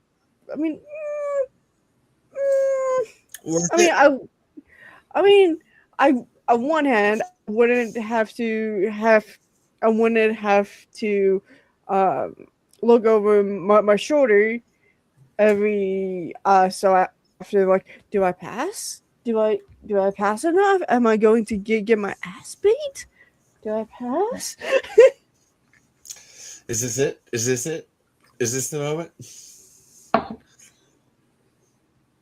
You, you know what I like? Says uh Alejandro What? Alejandro there. Bobby Swan Lake. It's got it all. I am not. I've been working on some screenplays here and there. I have actually written a screenplay before a long time ago. This was like 10 years ago, and it actually almost got made into a cartoon. And in fact, we got real actors that you've heard of to do voices for it and everything. So it's just this one random, like, I almost could have made it kind of thing. Although, so I'll just tell you the whole story. So at the Can time, we watch this? Can we pull up video of this, Arnie? I That's might what we have do on this show. I might have, not at the moment, but maybe in the future time. I want to Okay. get. I have to get my, permission from my writing partner, who Okay. not as strange, but I just haven't talked to him for a while. But we used to live. He used to live next door to me, and he was at the time, because animation studio that makes Archer is here in Atlanta. And he was the director of 3D animation for like the first like couple seasons of Archer. And so like the 3D animation on Archer would be like the car chase scenes and like crap like that. Oh yeah. And so we decided, I don't remember how we got hooked up, but we basically he through some connections, some company was trying to start up this animation thing up in like New York. And so they gave us funding to basically do this idea that was, my original idea, called Glacier Stone PD. And it was sort of like basically cartoon animals inside of a fictional not trailer park, national park called Glacier Stone. And but it was like a police procedural with these animals that have this police precinct. And it was sort of like inspired by True Detective, because it was going to be like really gritty, like fucked up shit, but like also a comedy with like animals, you know what I mean? So like the main guy, the main character was a porcupine, and he was hard boiled, and he was actually voiced by the actor Kevin Pollak, who was in like Usual Suspects and shit like that. Kevin. Yeah. And then his partner was a gay bear, who was played by Michael Ian Black. He was in a comedy trio called Stella. And he was also, and I feel like, was he also in the those movies where they're camp counselors, and they made one where they're old, but they were Wet Hot American Summer. Yeah. Might have been in that one too. He is. Yes. Anyway, and then he has a huge makeout scene with Bradley Cooper. Yeah. Beautiful. And then the guy that played Stanley in The Office was the police chief, and Cree Summer, who you will recognize her voice. She played like Penny in the original Inspector Gadget, but she also was a live action role, was in the first season or two of A Different World. I have no idea what that is. It's a different world from where you come from. It was a Cosby Show spinoff where Denise went off to college. No, like, oh my god, I have no idea what you're talking about at all. I don't mean that about. I'm like, I have zero frame of what. Continue. I'm just, it's a great show. But yeah, we did all the voiceovers. We got all that. I was even there on some of the sessions, but like I had a real job too and shit. We've got a Russian. Oh no, he's actually a fan. No, actually, I know that's like a legitimate person. Like that's not a bot. Like that's. saw I the wish I could DVD. translate this. It looked like some Like, crazy stuff. Oh, that's cool. Anyway, long story short, the funding ran out because the animation of the 3D animation went over budget, never saw the light of day, and we no longer own the intellectual rights for it. But honestly, that experience is what turned me off to screenwriting, because the process of us having to go back to the fucking producers and get their edits on the scripts and shit, like that was fucking soul crushing, because I'm like, dude, I love this joke, and like they fucking took it out. They made, I don't know, stuff like that. So that was just like, I don't want to do that standards anymore. and practice, man. Oh my God, Jesus Christ! I don't want to be famous. I got like a real job, and even though it sucks, like whatever, it pays the goddamn bills. You know what I'm saying? But I'm like, I can still do that for fun, right? I can still do stuff for fun. Honestly, See, exactly. Exactly. Honestly, I've only really written like fan scripts, like my Godzilla Surface one, and then I'm trying to take my time of my Tremors Eastern Dread script. Keyword trying. Do you do an outline beforehand, or do you just start writing it in the script form? Oh, I think of like with my Godzilla script, I literally just went because I was trying to get like an idea.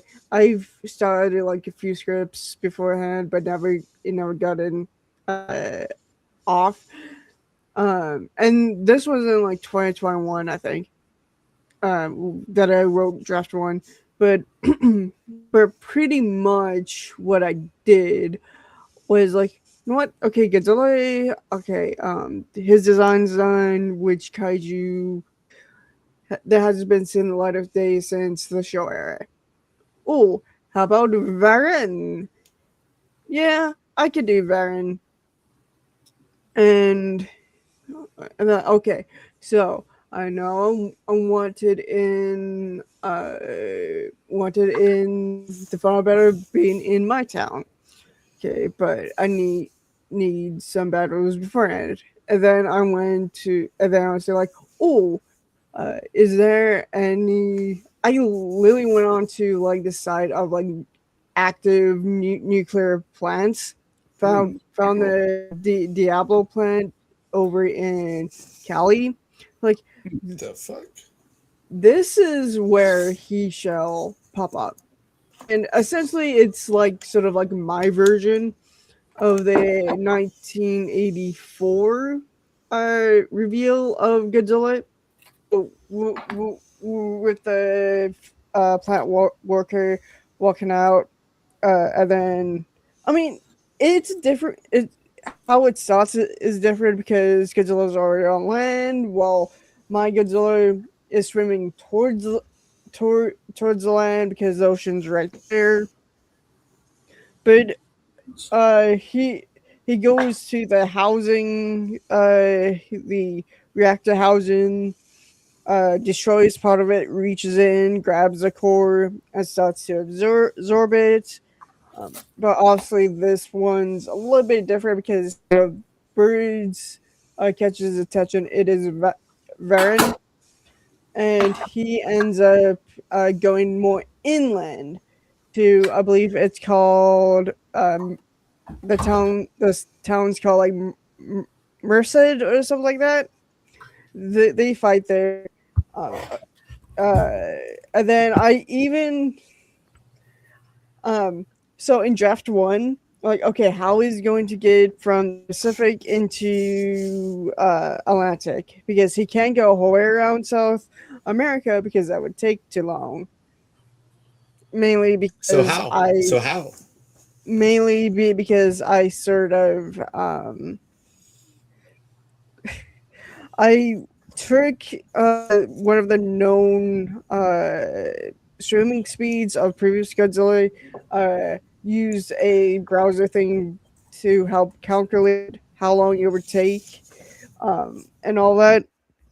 But at first, he was going through Mexico. Then in the first draft, but I changed it in the second draft where he goes through Panama, mainly because of just the skinny section of the narrowest part of Mexico is just like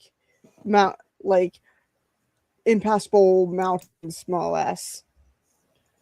Hold on. I think it's a traveling more inland. Yeah, I was gonna say I was waiting for you to find it. But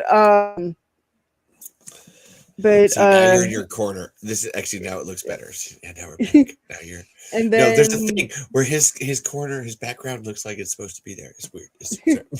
and then he goes through that. Then comes out in the Gulf, goes up to Florida, make a pit stop to a nuclear plant there, and then go to Delaware Bay, I believe it was, and then go up the river, and then go past the 3 mile the commissioned 3 Mile Island power plant, and then go straight into my city.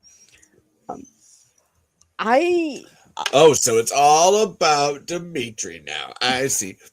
But I pretty much like got those major events like in my head already. Okay, I want this, and this, and all I had to do is like come up with a connecting tissue between them, which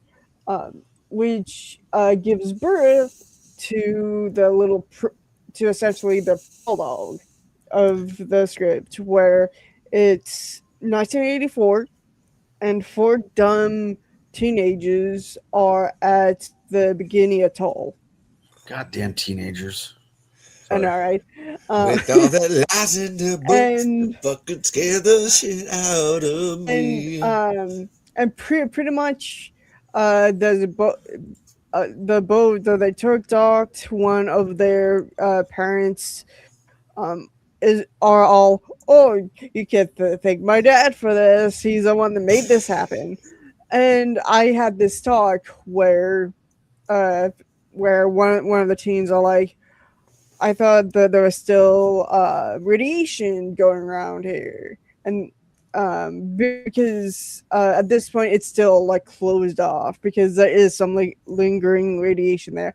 I made absolute sure the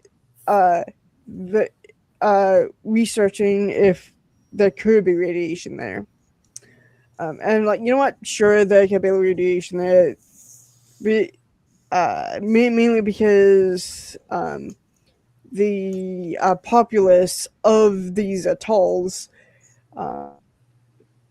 was being affected by the radiation even after the tests were conducted. And that's real too, right? Like that really happened. Oh yeah. Yep. Yeah. That's what he's saying. That's what he's saying. Like he looked it up like specifically to make sure it was. Yeah, and so they're talking, and then good. It's like the sun's going down, and Godzilla like pops up behind the ship, then proceeds to damage the ship before seeing the campfire that the team made, and proceeds to atomic breath them with only one survivor that hid. And in this one, he has a pink atomic breath. Ooh. I did it first. Godzilla calling the new empire. I did it first. You did. Because it was in 2021. But for he was in. That's why you write stuff down, people. He was he had been hibernating for thousands of years since like before the colonizing of America and whatnot.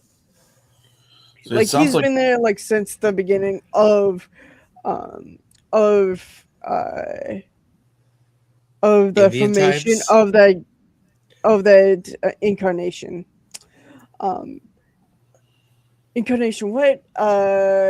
That formation of that landmass. There we go.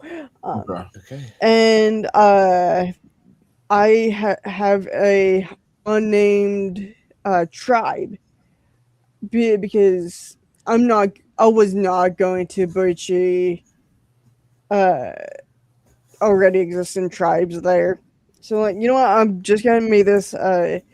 This tribe is gonna be lost to time, and they're the ones who have the legends of Varen and so on, and pretty much, uh, in their language, Varen means lake devil, and we all only know about this because there's relics of like a Varan wooden statue, and uh, as well as the other tribes Oh my that's god. around Lake Toho, that's around Lake Toho, um, continue the legends of this unnamed tribe.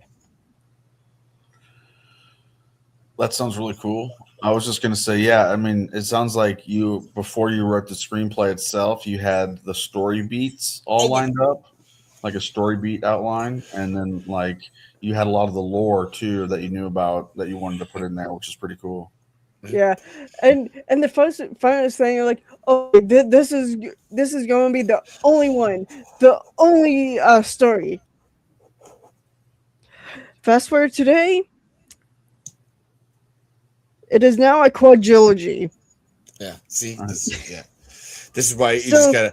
Okay, but I was just say, actually a. There's multiple things here. I have to a. If Godzilla gets bit by a vampire, does she turn into to Draczilla, which is Nosferzilla? Same thing. Werewolf concept. Uh, Werezilla. Yes. Holy shit. Oh my god. Now they're just gonna go off. yep, Second yeah, thing. I That was great. yeah, I that you clearly needed to do that. So that's I just was like gonna take a like we all. I feel killing like we all had Dracula, thoughts along the way, but you had far yeah, too yours were far more important. So killing a Dracula would be very difficult. That thing oh would be I don't know. but I'm thinking about this. If it's a normal sized vampire, will his teeth even be able to penetrate the epidermis enough to reach the right, bloodstream? right, no, right. no, we're not. No, not a Mhm. chance in hell. And even if it Like did, how many? though, would the vampire stuff like be enough to like affect the Oh, bloodstream? I don't know. That's two fun, questions. Yeah. fun. Like that's I like keep going. I just realized that I the, can show off the art. yeah. I know. I Mhm. love these two. Like, yeah. Oh my god. And to this point, I think actually, if you did a blood transfusion, I don't know if you can do that with a vampire and guns. I don't know. Like, it's really trying to like, because you're right. Like biting them and then getting. Yeah, I don't know. I'm always unclear. Like it's always zombies are more clear to me, but with vampires, it's always Yeah. ambiguous because it's like, do they even have blood? Is it actually a disease that they're Yeah. affecting you with, Is or is it it a like a ritual? magic? Is Like, it do like you have to do like yeah? Because some there's like an instant occult infection. Some type it's stuff? mat. Yeah. Yeah. Oh, sorry, I just remembered something. Oh, what did you remember? Um, Like glad he has powers if uh, we go for the lore. Yeah. I remember. I just remembered that I even because that story beats even later. Like I pretty much got the first like three drafts of the second story done, but the third story that I do have like a lot of key scenes in my head. One of them being pretty much Godzilla is in ice, cool down. Also, hold on. I just realized I have to Yeah. eat. Like, we should all drink or eat a pepperoncini. Like, everybody drink for Dimitri's Godzilla rant. Because that was at least like 10 minutes of Godzilla. So I'm going to eat this pepperoncini in hold on. pain in your honor. Oh my God. I'm out of all sustenance at this point. But yeah, if we go for the lore, zombie overrated, no. Can Godzilla be richer than Godzilla lives in water, right? Yes, he is amphibious, marine, and marine reptile. Essentially, but anyways, marine dinosaur. Anyways, you come to me on the day of my podcast, so pretty much. Oh my God. So pretty much, I want to answer this question, Dimitri. Sorry, I did. But he starts heat himself up, breaks the ice, or melts the ice, and he starts to he starts to as I'm doing this starts to what's what I'm looking for? I'm also looking up relevant stuff to this. Here, hold on. Go ahead, finish. He starts to be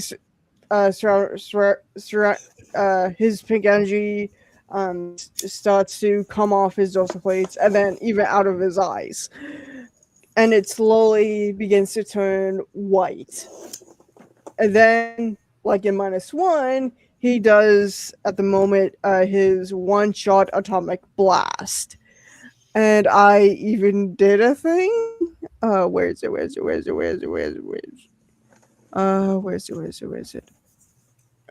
Promoting? Is this it? No. What the heck is it? Where is it? Oh, here it is.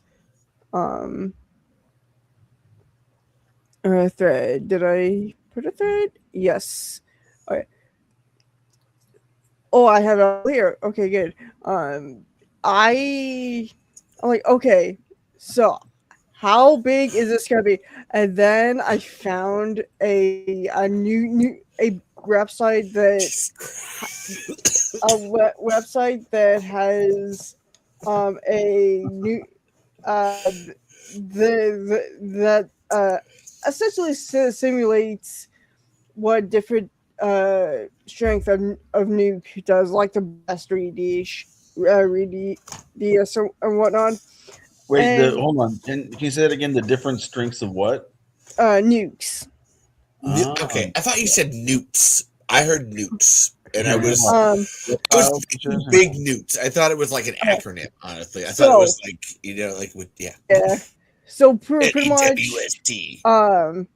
This is what I found, and this is a Castle Bravo test, blast side, which is going to be how big this one-shot breath would be.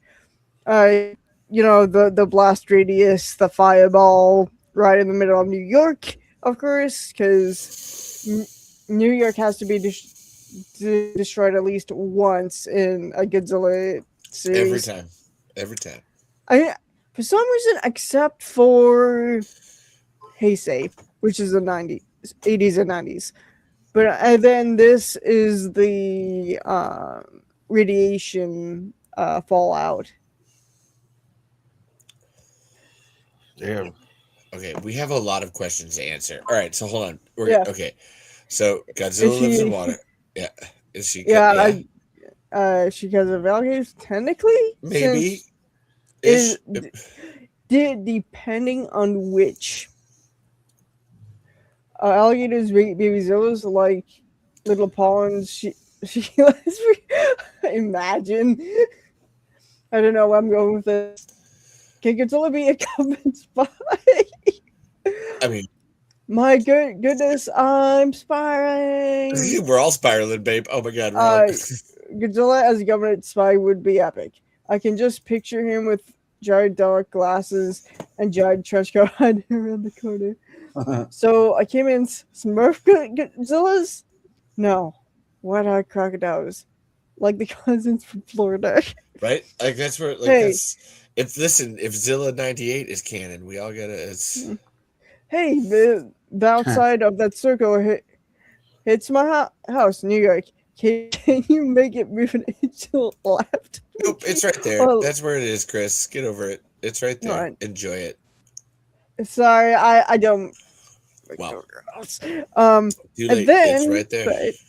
Okay, and then I realized that I do actually have some of the art for this. So here is. Actually, I did like Dimitri. I wanted to like there were specific things I did need to ask here. Oh, at the end. okay, And okay. Go on. Hold on. And can I listen? I need to actually actively say because it needs to be pointed out that like Ernie asked you like how do you like outline and you just actually and do you realize I have answers to this too? Like this is like I'm just like sitting here like yeah actually so like but like you just like went off over here and it's kind of brilliant and I'm just like just letting you know that like hey the rest of us are here like it's okay nobody's gonna take your time away we're all fine babes it's all fine nobody's that's I feel like you answered his question in several ways so like I demonstrated it. Buckle up for the ride of your lives. Fuck yeah, I respect right? your decision. Thank you for considering jobs. Goodbye. Who needs a house, right? Who needs a house? You say we got art. Actually, I had some specific questions about what we did that I needed to like ask, because that way, in case anybody needed to leave, like it was like a whole, like, I'm fading. That's where I was feeling Ernie. Like I needed to like be able to like what did we do? Gauge what we did here. Like you almost like. We can have tangent time. You just like, holy shit! Yeah, that's the problem. Yeah. How you do? No, it's not a problem. But we're like, you have a good day. Is everything good? I love you.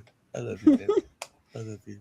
I can't actually hug you. That's what I would do if we were actually in conversation right now. It'd be like, hey, is everything fine at work? Did everything cool? Did everything family good? Like that's my. I feel you. You're on your way. I'm sorry. And actually, can I say that's where like I was listening to the fascination of like the detail of like trying to find specific radiation zones and like bringing the monsters there. Like that was absolutely beautiful. I was also very interested, even if I didn't see anything. I know. Yeah. Thank you. That's where I didn't want. It was just more like I needed to make sure because it was really like. Do you have your art? Actually, that's where. Hey. Yeah, hey, what's up, Jeff or Kevin? Like, yes, I'd love to see it. Okay. It's not my art. It's my best friend's art. I love it so much. This is right? I know, right? Oh, cool. And then this is every time. And then this one is the official art. Lost him. Oh, he'll find it. It's fine. I think he ended up coughing too hard.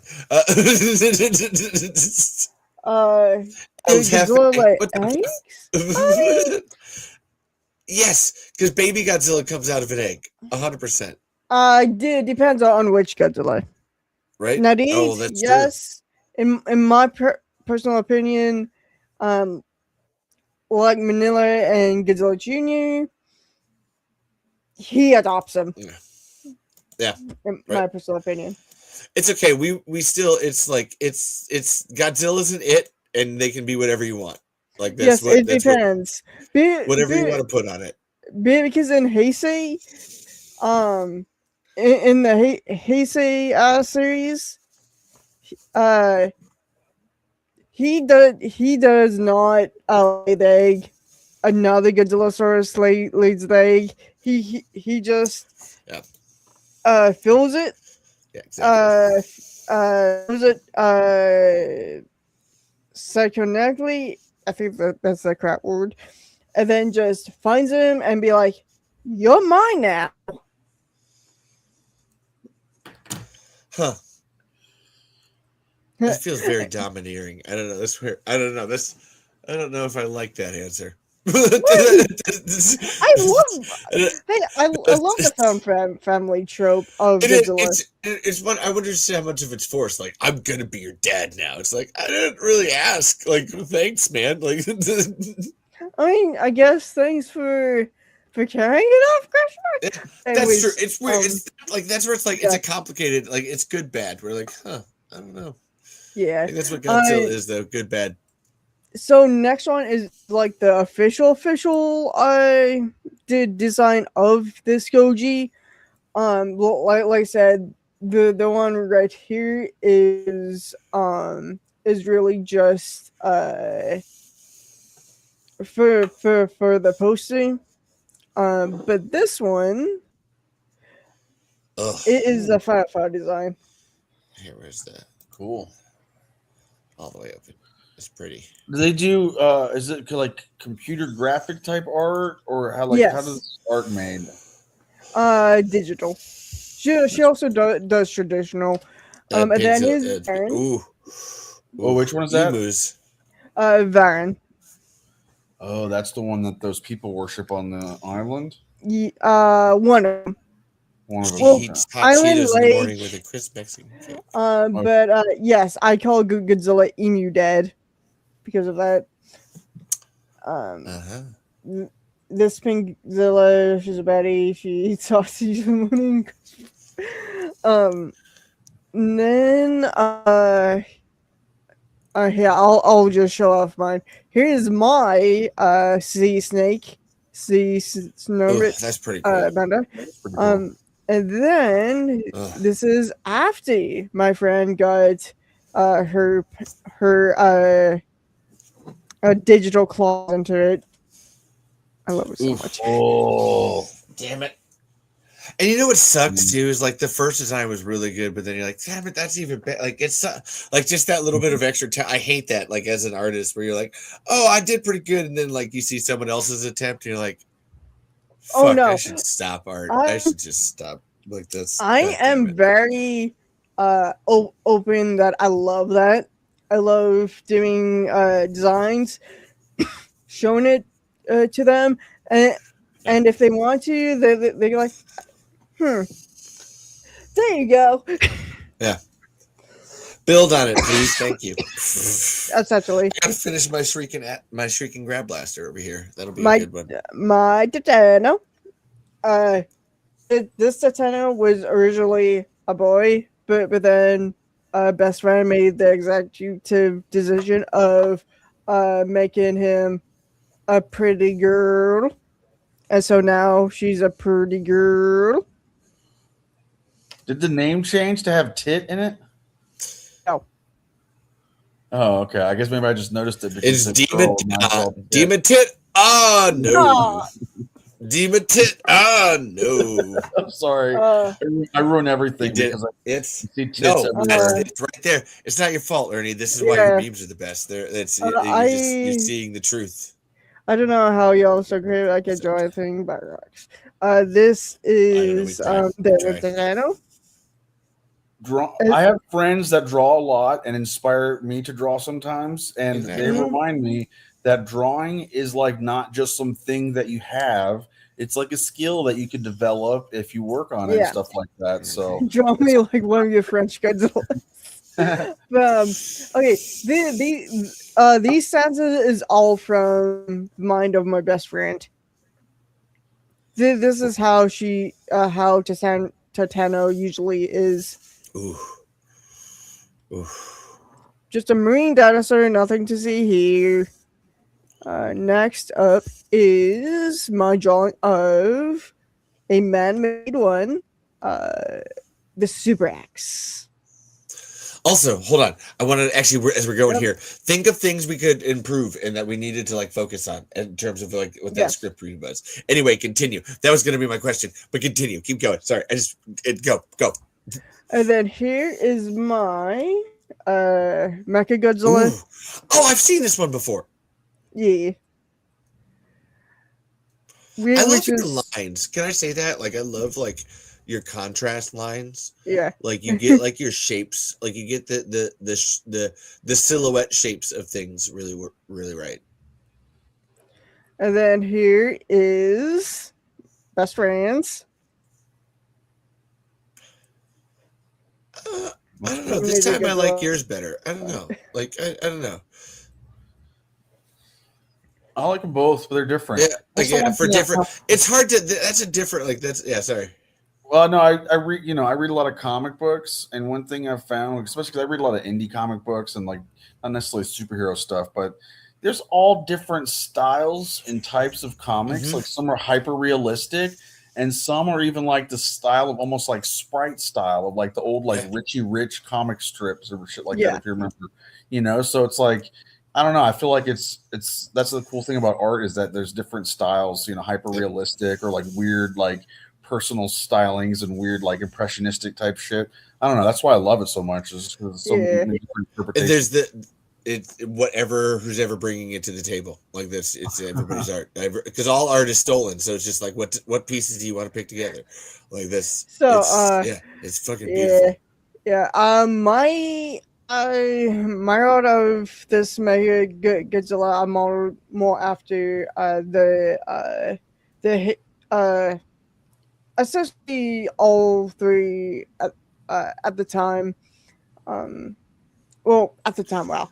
The first three iteration of Mega Godzilla, so he's like standing like more upright, but obviously my best friend decided to do it more like hunched because. I don't mean to be like this. It's sexier. All right. It's thick. Like, can we just like, that was my first thought was it was initially like them thighs is thick. And that's when he said Heisei era. I know exactly what we're talking about. Because we started that with the Mecha, Ghidorah in one of the Heisei, like in one of the, where it's just like the thighs on it are thick. Like that's just thick. And now I've never stopped seeing it. It was like, that was just thick. That's a thick Mecha. Okay, next is Kazugidoro. I'm not showing off mine because mine is atrocious. Just the two best friends. So this is Kazugidoro. I want to see yours though. No. I forgot which leg it was, but I did the I honestly think I did the Final Words Kaiser Ghidorah, which is actually an official Toho Ghidorah, which Kaiser Ghidorah, which it is not good at all. The wings are too damn small, and my friend rectified that. But anyways, and then here is the final design of Kaiser Ghidorah. That Mecha Godzilla has an ass that won't quit because of the radioactive isotope. Actually, the radioactive acetope. I was trying to think of a pun, but I was coming up blank on that. Damn. Listen, I know it's late. That was an obvious one. Thank you. I know, right? That's it's like it's always right there, but like it's so hard to think of it in the fucking. I was like isodope, but I'm like, no, I'm thinking of Donkadonk. Quite. Oh, well, actually, isodope. Actually, because it's isodope, because it's a radioactive isodope. Did I mean to do that yet? Okay, next is the thingamajig, the poster. Poster. Okay. She got 3 heads. And then this is mine. It's meh. I cannot get the head right on this. I'm like, I'm just gonna overlay the 84 design and just search that. That's the only way I could have got it, which I hated so much. But hey, doing that, right? What can you do? What you can with what you got. Yeah. Okay, right. And then, like when it comes to making memes, is it a PNG? Does it work? Who cares? Clip art. Fucking throw it on. It's fine. It looks like a video game intro It does screen. kinda. A little bit. Yeah. Oh, fuck yeah. Oh god, I Honestly, forgot how big this is. especially back in the day, like Newgrounds or like a Flash animation game or something like that. That's a Yeah. that's making Here me is salty. a battle scene between King Kazugidora and Godzilla. God damn, that thing's too fucking big, man. That's not fair, dude. He needs I to know, fucking right? call in Mothra and fucking Rodan up in this bitch. There's just you're gonna need way more than that too. You're gonna need Hedora and Biolante I can't even and see any other ones. Gigan and I can't remember what's the one with the blade? What's the one with the hook blade hands? I thought that was Gigan. Is it? Yeah, Honestly, it's Gagan. guys, listen. Outside of Our like friend is the leaving. main three, I don't know. That's who's oh goodbye. We're not leaving. Are we all like The no? friend is leaving. The friend. Oh, I know. 3 heads mean 3 times the amount of complaints about Rodan not taking out. Oh my god! I can't believe he hit us again. I'm gonna Can't we need all you get to luck? for me. Happy still. Well, This is the last. This takes place in the last story. Called Godzilla Retribution, and so it's Godzilla, Kazugidora, Mechagodzilla, and pretty much a slightly organized Titano, because she gets really beat up in the second one, which is Wrath. But yeah, so pretty much. I'm waiting. Are you showing us? Is this happen? Is that what this is? I'm trying to like. I thought there was. I have it. You're waiting. We have it designed. That version of Titano, which I'm calling M Titano, because I got this idea from a story from the actual woman who actually wrote Terror of Mechagodzilla, which actually is a debut of Titanosaurus. And in this story, Titano is cyberized a little bit and is called Maestro Titano or something like that. So Titano.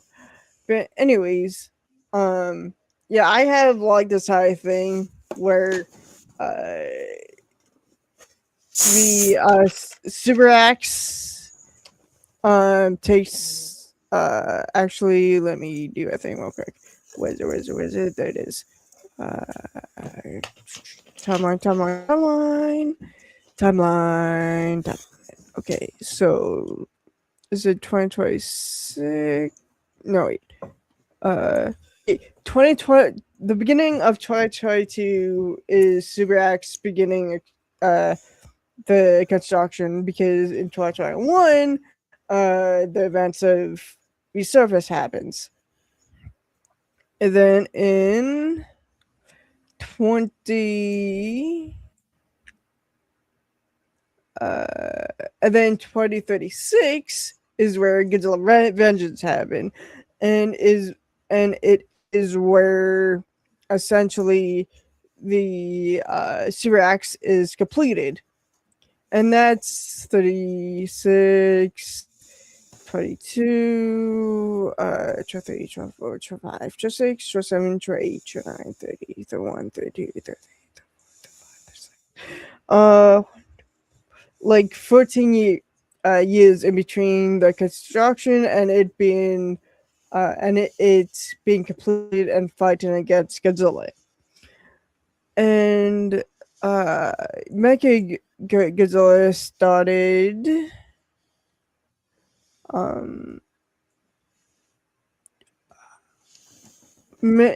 where is it? Okay, so actually, also in 2022 is when Mecha Godzilla starts to be constructed, And Okay, hold on. people. I gotta stop. I gotta stop you. Hold on. We've gone so long. I actually have to stop and actually ask these questions because Ernie's gonna get tired and leave here. Like, I love you so much, and also you're just like you're going on this tangent. I don't think you understand that. Like, we're all here. Hey, honey. Like, this is just like you're just like it's all the way over here, and I feel like I gotta just help you out and be like, all right. So listen, actively from what we just did, we actually do need to talk about it because like we gotta like actively like. Yeah. Ernie was here the whole time. I need his honest, valid opinions, and Yeah. also Ernie has screenplays, so that's where I'm like, I gotta like, and also Dimitri. This is where it's like it was getting like, Ernie's never been here. I need Ernie to talk. Like that's where it's like you've been like, okay, I need to pass the baton. I'm gonna take it. I'm gonna take it. Now it's like Ernie over here. Actually, I'm gonna take it. I'm gonna break it in half. Actually, nope. I'm never. I'm gonna break it, and I'm gonna break it in half again, and then now everybody gets a piece. You get a piece. You get a piece. You get a piece. Okay. Did we do our like? What do you think about like in terms of like when we're doing the script read? Like, should we rotate narrators all the way through because it is so much work for one person to do? I think you should keep characters. Like if we're doing it, like keep characters, but like rotate the narrators because it's just so much. Yeah, like in theory, if you want to be super organized about it, which like I personally am too probably lazy to do it, but you would figure out like, okay, the narrator for this scene, you know, like figure out who, I don't know, kind of coordinate it in a way, especially if like if they were going to have to play characters too, kind of know ahead of time, like, okay, in this chunk, the narrator can also play Pedro or whatever. Actually, that's true. Actually, I'll just write that down. That's just like an idea, like an organization. No, that's easy enough. It's what I was trying to do mentally as I was going through, like, because it's the scenes. Like if you break it up into scenes, into like scene headings, like those specific scenes. And I was trying to do it in terms of what I knew from the movie and just like breaking it up where I knew the narrator wouldn't be there and like flipping it around. So yes, break up scenes. Yeah, it's probably a good idea to switch it. Yeah. Yeah, just as a through between. And it really I really want to do an entire one where we commit to our silly voices, but we have to do one in terms of like just it has to be super straight the whole time. I don't know, like that's just it's like stick with the same voice with the same people. Like it's just like that's what I meant, and like only change narrators as a way of doing that, just to like because the narration is such a hard job for even one person to do, even if they don't have voice. Like it's just like there's so much of it that it's just like pass that baton, but like keep the same voices, so that way if you're listening consistently, the only thing that's changing is that narrator as it's like flipping around and stuff. But I think we can get away with that. I'll plan ahead. Actually, that's one I'll do. And we're not going to do it right away. I had to, like, sorry, I just had to get it out. Like that. It's not super critical to have that, but like it'd be like a nice to have. I would say, you know what I mean. Oh yeah, that was the like planning, like making sure how it works ahead of time, like feeling those flows. Like that's where I was trying to trade off people's characters to see how much like the back and forth would work, who is paired like with each other, because I'm expecting more pairings than there are like normal like pairings from the movie itself. So you're like, oh no, it's not, and then it flips back and forth. So all right. I don't know. Any other thoughts you guys have about it? Like, did you have fun doing it? Was it what was fun? I don't know. I felt a little overwhelmed by some of the sound effects earlier on. Oh, Agatha's sound effects? I'll give you that. That's fair. You know, like I think she was out of it. Like, yeah, I mean, no, they were super funny and they were great too. But like at times, it was like, what am I trying to think? Like, when you're trying to focus, it's a hard balance. It sounds like sometimes like there were sounds that wouldn't actually be heard that were being made that took me out of it, I guess. Yeah, like not if I was playing Dungeons and Dragons, I'd say like it's taking me out of the immersion. You know what I mean? It's not. Well, it's one of those things where you're like reading the script and you're like physically like thinking of a sound as you're like reading it. So then like on the fly, it's hard to figure that out, right? Yeah. but it might have been the thing too where I just got used to it after a while. It just kind of all, there being sound effects, so that might have been it too. But I guess my question is on the next one: is it going to be a serious one or is it going to be with funny voices? That's the question, because it depends on tone too. Is like how you would do the sound effects. Like they could be totally bodacious if it's going for like a funny tone, but if you're trying to go more serious, like, oh, we're going to do a dramatic reading of this, then maybe, be more deliberate about it. Just a thought. I think that the sound effects need to be deliberate. However, in terms of what you're doing, it has to land it. What we're doing for this, because it's radio, in terms of it has to land more comedic than serious. Okay. Like to oversell it, like to literally to be overselling it. That's where I agree with you in terms of like, if you're doing stuff, it has to be like on the script, like, and that's where it would be less improv. There would be no improv in terms of that, where we're just like, no, because I think it would be, we just did the fun exercise of like jumping around with different stuff. So then to do one where it's like, oh no, we're going to character focus and just do this one the whole time. And just hold that line. Like when I did that Irish voice, like that was my prep for it. It was like, okay, can I hold this? Can I just hold that one the whole time? Because that's the real focus. That was Okay. Yeah. However, I'm like with God. See, and I would like to state this too as well. Where now I'm at this point where like that one was so fun that I want to do another like serious, silly one. Like I want to do more of these scripts. That was so fun. I want to keep doing it. Like that's where I'm at. Like, oh my God, I just want to do. Where's the next one? Like it was just wild. So yeah, I think I agree. Sound effects more deliberate. And that's where when I was trying to like specifically read when Dimitri was like narrating, and I had to do like the sound effect of like the song and shit. And I was like, I'm trying to like listen. It says this Tex-Mex song is playing. So yes, and that's why I had the hat. I still got my hat, baby. Yeah. Like, be deliberate about it. Any other complaints, questions? What are the thoughts?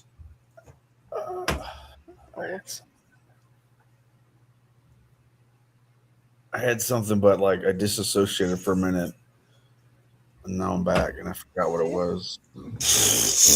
Oh yeah, no, it wasn't even about the thing. Something that Levi said at some point was like, I was going to call back to what I said at the very beginning, that I was going to be like, yeah, you know me. It was when you were mentioning doing other readings.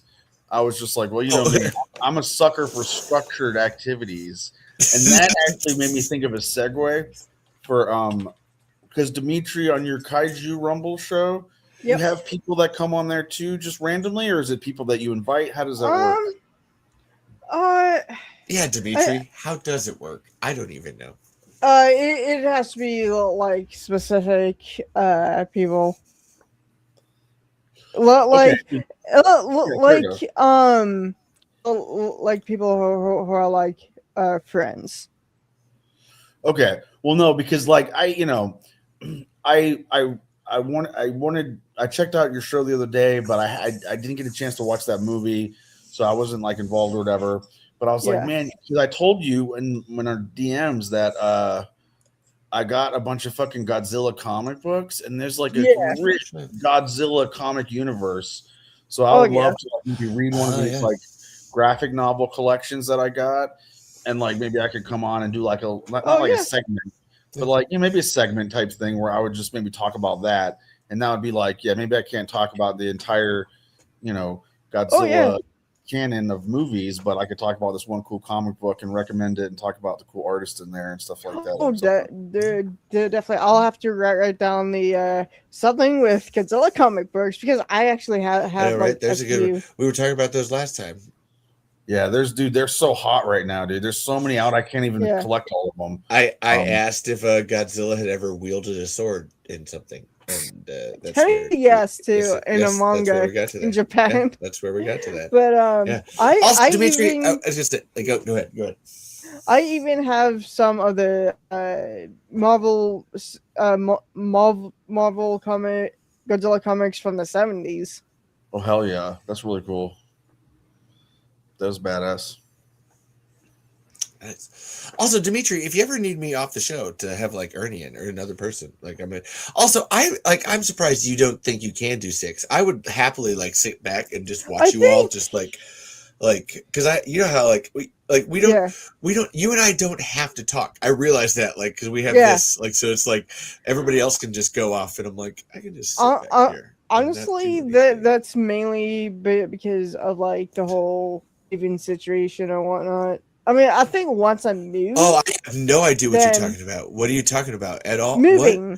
What? Remember Oh, me no. moving? Oh, I thought you said the way you mumbled that was actually. I thought you were talking about the other, like the fucking Cape Force podcast beat. I was like, oh Oh yeah, no no no, no no no. that's Hold on. also Dimitri moving is a told pain in me the I'm ass. invited to come on show -0.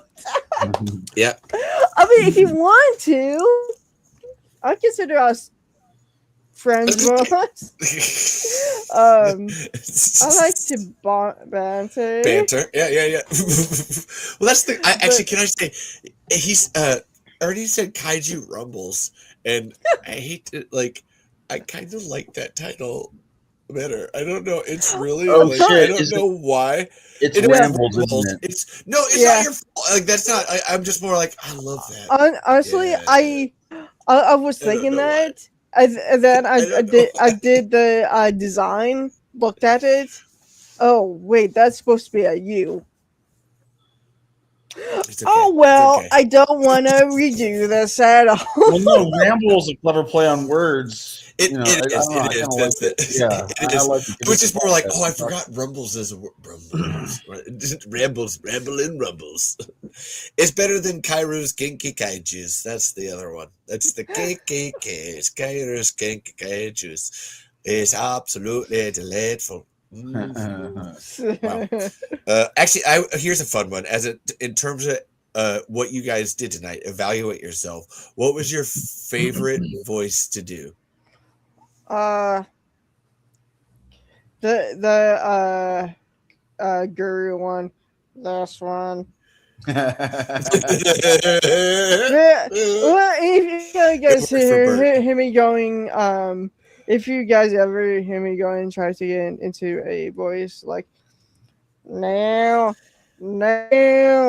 I saw a bird. It was pretty. Kick its ass. That was me trying to get that with me trying. It's a Dragon Ball Z abridged voice. Ah, okay. Very specific. Ernie, you got one? Yeah, I mean, I've got some good, decent, or I would say decent impressions like Harry Carey or whatever. But Dude, like, probably the ones that my favorite because it just feels like I could fit it on like a glove is just sort of like a standard kind of Southern, maybe like Western type accent. You know what I mean? Like, I heard it right there. yeah, because specifically because it reminds me of a D&D campaign that I played in, like as a player, and my character. So we did it where we're all into cryptids, like as in cryptid zoology. Oh yeah. And so they made homebrew races where you could be like Mothman or Sasquatch or whatever. And I was a Bigfoot, and I was a ranger, and I flavored my ranger. His name was Marshall Rudy. And he was a Sasquatch ranger, but he was like a cowboy type ranger. And so I love playing him so much. Like he wasn't that powerful of a character or like particularly useful in combat. I mean, he wasn't like weak or whatever, but I just love the character so much because that's when I'm playing D&D. That's all. I really just like to get into the characters and like take whatever like feats or whatever that they would take, as opposed to like min maxing, as they say, and like doing whatever is the most powerful to optimize my maximum damage, which is like that's cool too if you like that. But Yeah. anyway, now I'm rumbling about Dungeons and Dragons. Oh, have you ever seen a bootleg Godzilla plush? I haven't, no. Ooh, here it comes. Oh, that's cool. This thing is cute. That's Oh my god! great. Wait for it. Wait.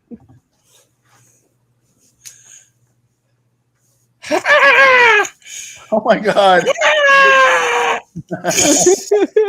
Wow! It's probably like, oh god, he looks very sad for some reason. And then I did that. I was like, oh. I'm not gonna lie, I pee a little bit. And how cute, right? Ah! Ah! And actually, to your point, Ernie, I love the role playing in a character. So I actually have this one. We haven't played in a long time with this group, but like this character, Charcuterie Smorgasbord. They're like, I always have a problem like seeing like what the dungeon master is trying to do. So I actually built a character that you. Oh, I know, right? No, I bring it back. Bring it back. I want to see it again. I want to see it again. Show us again. Let me do it. Actually, we're gonna maximize it all the way open. Dude, the eyebrows move too? Yeah, they do. That's what makes it extra scary. The eyebrows really sell it too, because it's like, yeah, eyebrows going that way is like, nah, I'm gonna fuck you up. Like that's what that means. Sure. Absolutely beautiful. No, I have this one character, Charcuterie Smorgasbord, that I ended up making. They're a bardic druid. What? Sorry. I have to. Oh yeah, she is special. Yeah, she's special. Yep. How could you, dude? Well, we can do it again. They're We gotta- over.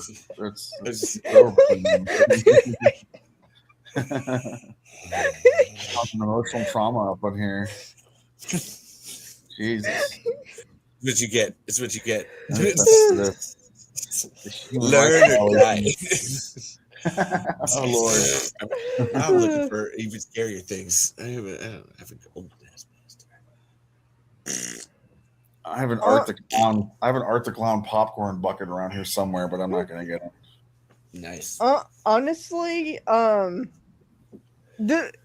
speaking of like role playing games and whatnot, there's going to be a Godzilla one coming out soon. I almost backed it, but they lost me because, and it sounds cool, but I'm like, oh, this is going to be a way that they can do expansions and get more of my money. So I don't even want to get in on the ground floor. It's going to involve like dice and like cards. So it's going to be like randomized like cards, which I mean, it sounds cool, but I'm like, oh man, that seems like that could be like fucking expensive. Like, it's also it's always expensive. Yeah, it's also like, would it work?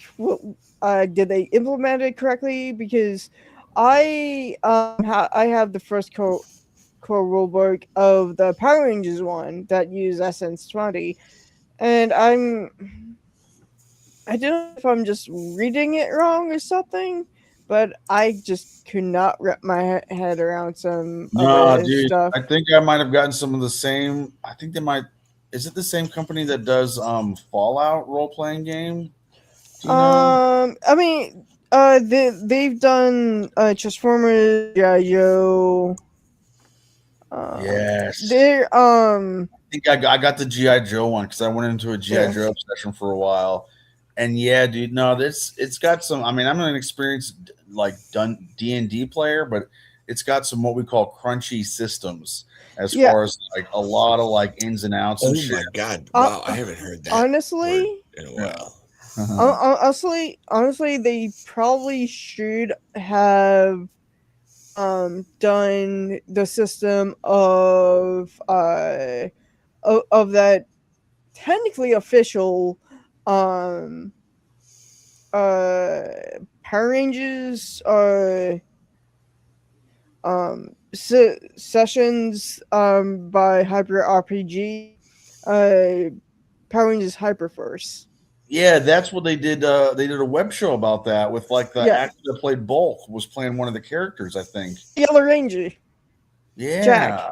Okay. Now it's a that's on my fucking list to watch. Ernie, what's your actually it's your favorite color is blue, and then Ernie, what's your favorite color? Purple. Okay. Is it blue or is it orange? I can't remember, Dimitri. What am I? Orange. Damn, I knew it. Damn it. You're like PETA. Sorry, I had a very sad moment with that.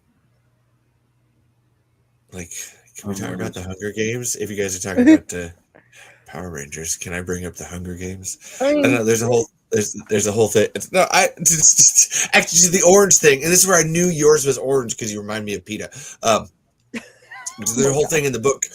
There's a whole thing in the book, and I've been listening to the audiobooks. I'm currently almost at the end of Mockingjay, and when I was listening to Catching Fire, I actually wept in the middle of it because PETA at the beginning of it talks about like he's talking to Katniss about his favorite color, and she says like some kind of teal, and then he's like, "Oh, I like orange," and he specifically states like orange, like burnt orange, like in the sky orange, and then later in the arena this one of the tributes saves like the morphling like jumps out in front and saves PETA, and then they're looking up at the sky, and then in the book specifically, this is where I was crying, like they specifically like he's talking about that look at that burnt orange sky up there, like Yeah. it's his favorite color, and yeah. it was really nice. I'm sorry, guys. So, like, Yeah. just it was also. If you want to prepare for revolution and war, everybody read those books because Suzanne Collins saw it was coming. Don't play me off. Don't listen. We'll get back to Power Rangers in a second. I have the colors here for this. Actually, I need purple, but like, no, listen. Like revolution is coming, and like read those because it's just do it. Anyway, Power Rangers. Who's the best? Who's the best Power Rangers of all time? That's a hard one. You only get to pick one. Also, Ernie, did you answer your best impression? I couldn't remember. Yeah, no, just a standard Western impression. And Oh, that's no one on the tangent about Dungeons and Dragons because of my character. Yes. Yeah. And then actually, I had to say too, mine was Valley Girl Burt Gummer. As a personal, as a like, I like that. Sorry, I kept it because I was like, I like that concept. I love that. But then, sorry, that Irish or whatever that English accent was. I enjoyed. I was impressed by how well you sustained that and consistently too.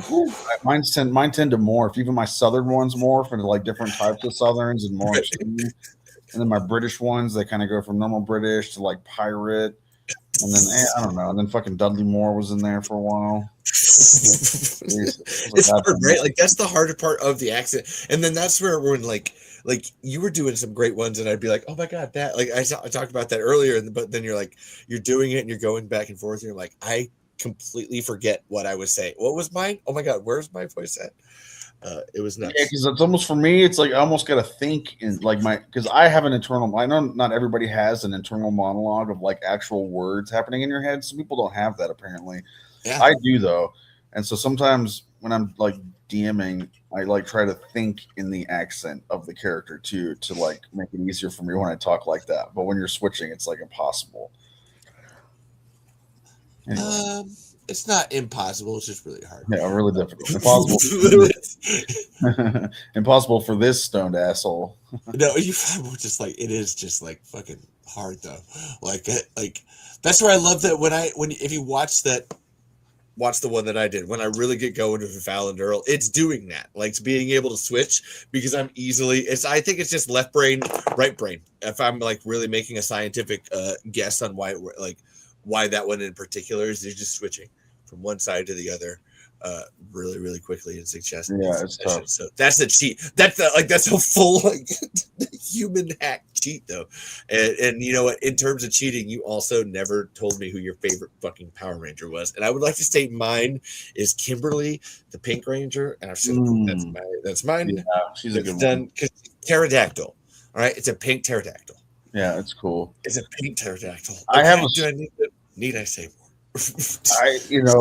Right now, like thinking about it and trying to logic it out in my head, I can't think of one, but I have a good story of how I know who my favorite Power Ranger probably is because I was like asked and I had to answer spur of the moment. And I might copy off Dimitri's because this might be your favorite one too. So I was I'm always going to mention this because it's a big part of my life. Dragon Con, which is every year in Atlanta during it's in the September one. That's Labor Day, right? It's in September, Labor Day weekend. Yes. Anyway, so this past year they have a bunch of comic creators there, and I went and got a bunch of comics signed and stuff. And I knew I had a Power Rangers comic, and I had one of the cover artists. She was there. Her name was Kayla Valerio, and she was like, she had these little books, these sort of like mini booklets of like her covers and stuff, and they were like pretty affordable. And she was like, "Oh yeah, for an extra like X amount of money, I could do a sketch inside." And I was like, "Oh shit, yeah, that'd be awesome." And so I was like, "Well," she asked me if she wanted me to draw, her to draw, and so she's like, I was like, "Well, she did. I have her sign on Power Ranger books so she can draw Power Rangers. Which Power Ranger do I need to draw? The Quantum Ranger." And so, Yeah. God damn it, you two. Fucking I've been needing, at some point when I find that, it's in one of my binders somewhere around here. I was gonna send a picture of that to you, Dimitri, because it's a cool fucking sketch. Eric is, Eric,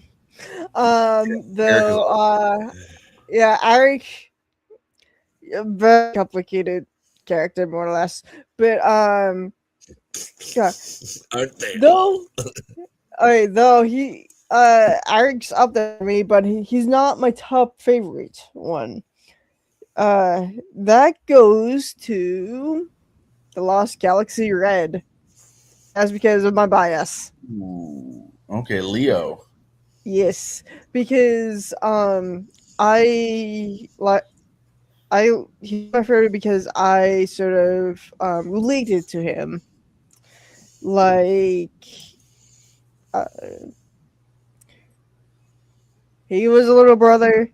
I was a little brother. His older brother kind of got stuck and presumed dead. My brother, well,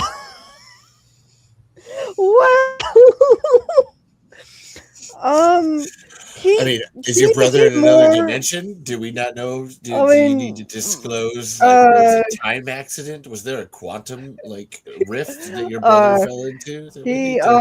Because if so, we should not be sitting here. We should be doing something. Is that right? And then Leo's brother comes back. So that's one thing we don't have in common at all. No, Leo's a great choice. I am typically not like sexually attracted to dudes, but I still get man crushes on dudes and think dudes are totally attractive. And I sent to my best friend, I was like, "Oh my god," I sent some headshots of that guy, and I'm like, "Dude, this is my man crush right now. It's fucking Leo." He kind of reminds me. I don't know if you know the show, but there was a TV show called Grimm. And he kind of reminds me of the main guy from Grimm, only like more handsome. Dude, that guy's really handsem. I know. The mustache and the beard and everything, and that guy's handsome. I might be thinking of a different guy. What am I thinking of? There is a guy with a beard in it, but no, I'm sorry. I'm thinking of Sleepy Hollow. Sorry, the Hollow show. My bad. Hold on. Wrong show. Poured over. Keep going. Sort of kind of a baby face, dark haired guy that's a cop. He's sort of normal looking. Anyway, but yeah, no, Leo's nothing. I mean, I haven't really got any man crushes mainly because, well, me bye. I've had bi panicked a bit here and there. That's such a strange. Can I tell you something that so after you said that and I went downstairs and asked Caitlin oh, what's your bi panic, and she's like, what are you talking about? It's oh no, when you're you freak out because you might be attracted to someone. She's like, is that a thing? I'm like, I know, that was also my reaction.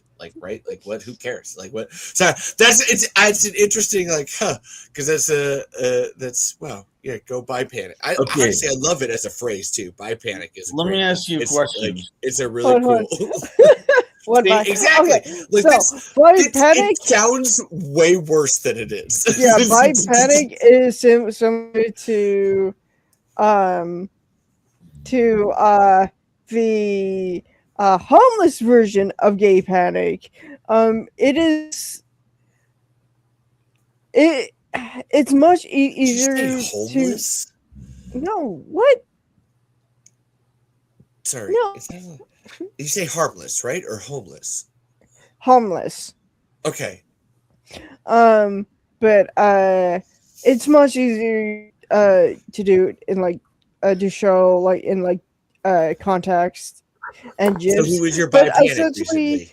but pretty much it's when like by actually gay panic, like you well, like if like um you walk in there, then you look over and see someone in gender as you, really attractive. You're like, oh no, that person's attractive. Are they coming? They're walking towards me. Oh god, they're walking to. Yes, they're looking over here. That sort of stuff. I can see. Um, Okay, I have to bring up now that we're here. This is for Caitlin. We're gonna talk about something for Caitlin on this bi panic subject. So I brought up the show Leverage multiple times before, and Caitlin and I are fascinated by Christian Kane or Elliot Spencer's hair in this show because it goes on like a jerk. Like, oh my god, like this. Look at this one. Look at it. Can't like look at the glorious curls. That doesn't even look real. That doesn't look real. No, it is. They That's fluff it. insane. Like it's all none of it's a wig. It's all his natural hair. And like you can see the progression it goes through. It's beautiful.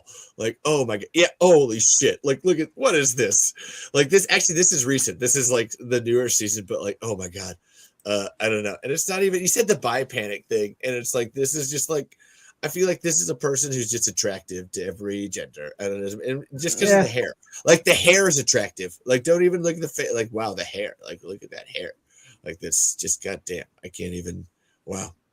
So I don't know if this helped explain the bi panic thing, but now you know a thing about Caitlin and I. Yes. We like hair. That's to answer the question,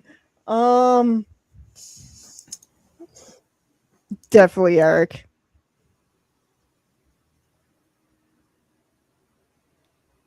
Is that supposed to mean something? That's who made you feel bi panic. More, yeah, and then was it just him? I gotta remember. Okay. No, I actually, you. By the way, you were right earlier. It was Taylor. Okay, now we're going into a full-on bi riot. Like now that's Yeah, well, no, because it was maybe I maybe had an experience as a youngster when I was still discovering what was going on down there, and I was watching American Gladiators, and I maybe got a half chub from Nitro. I don't know why. I think it might have been just because I like spandex.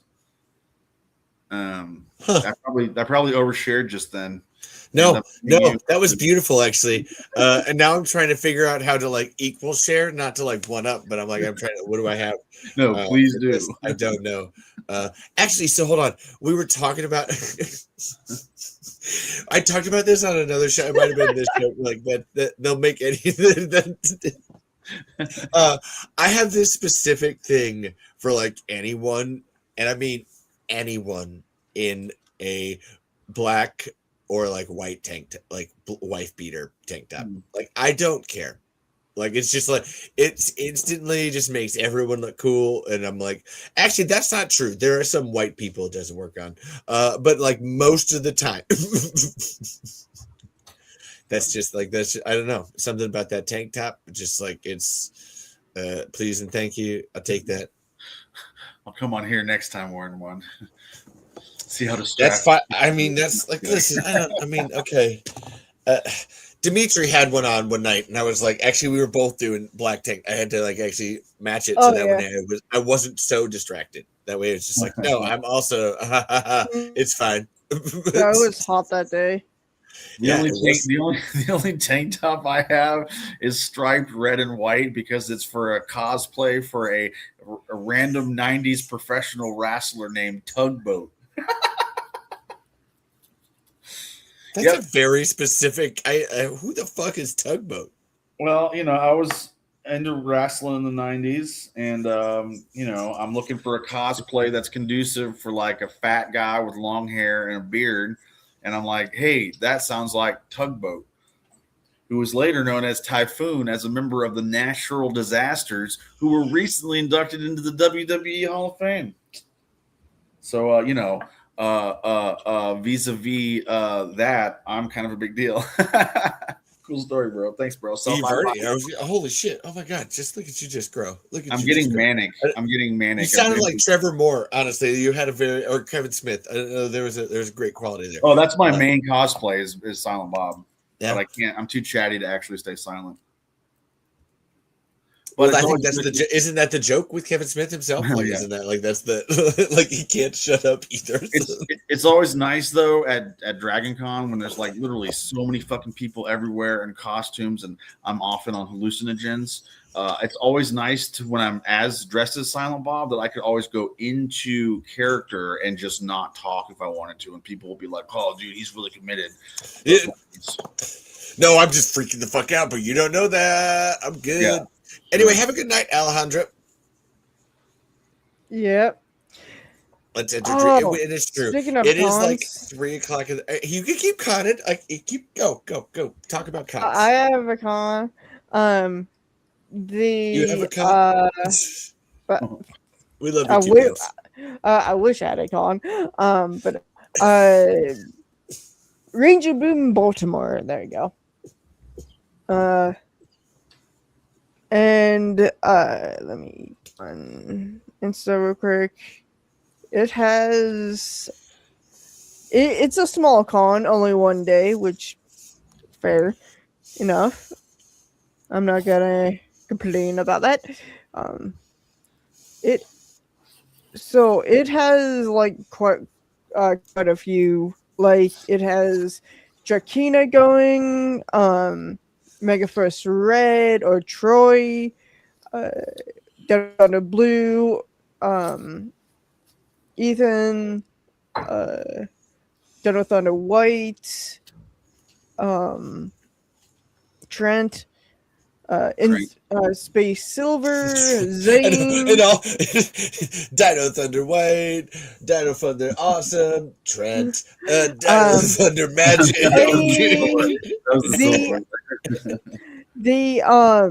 The suit actor for the Green Mighty Morphin Ranger, you can tell because in the old photos he's wearing the cloth dragon shield. If you remember that, Ernie. And then that sounds like something I'd make in RuneScape. That's all I got. I don't remember that. No, so it's it's when it's the American footage, like filmed like in America and whatnot. Mm-hmm.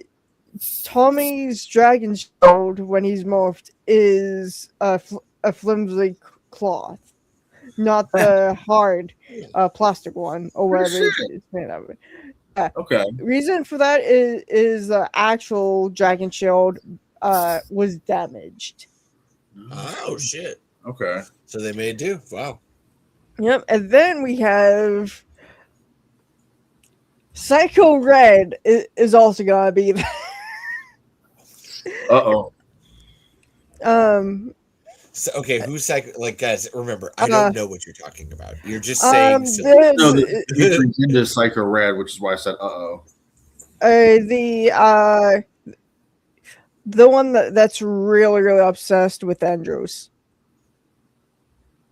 Yeah, so basically, in Time Force. No, in space. No, you're right. I'm fuck. Yeah. Very good. In space, yeah, they make evil Power Rangers. I don't remember exactly how on the show they make them. Canonically, the show canon, they are created by astronomer to destroy the Rangers. Yeah, and so they're evil, and they're actually kind of cooler costumes looking but Ranger-like, but with more like kind of like antennae kind of thing. I don't know. It's sort of more evil looking. Aggressive. Yeah, they look really cool, and they keep on trying to send them against the Rangers, but like they don't work well because each one only wants to kill their equivalent color.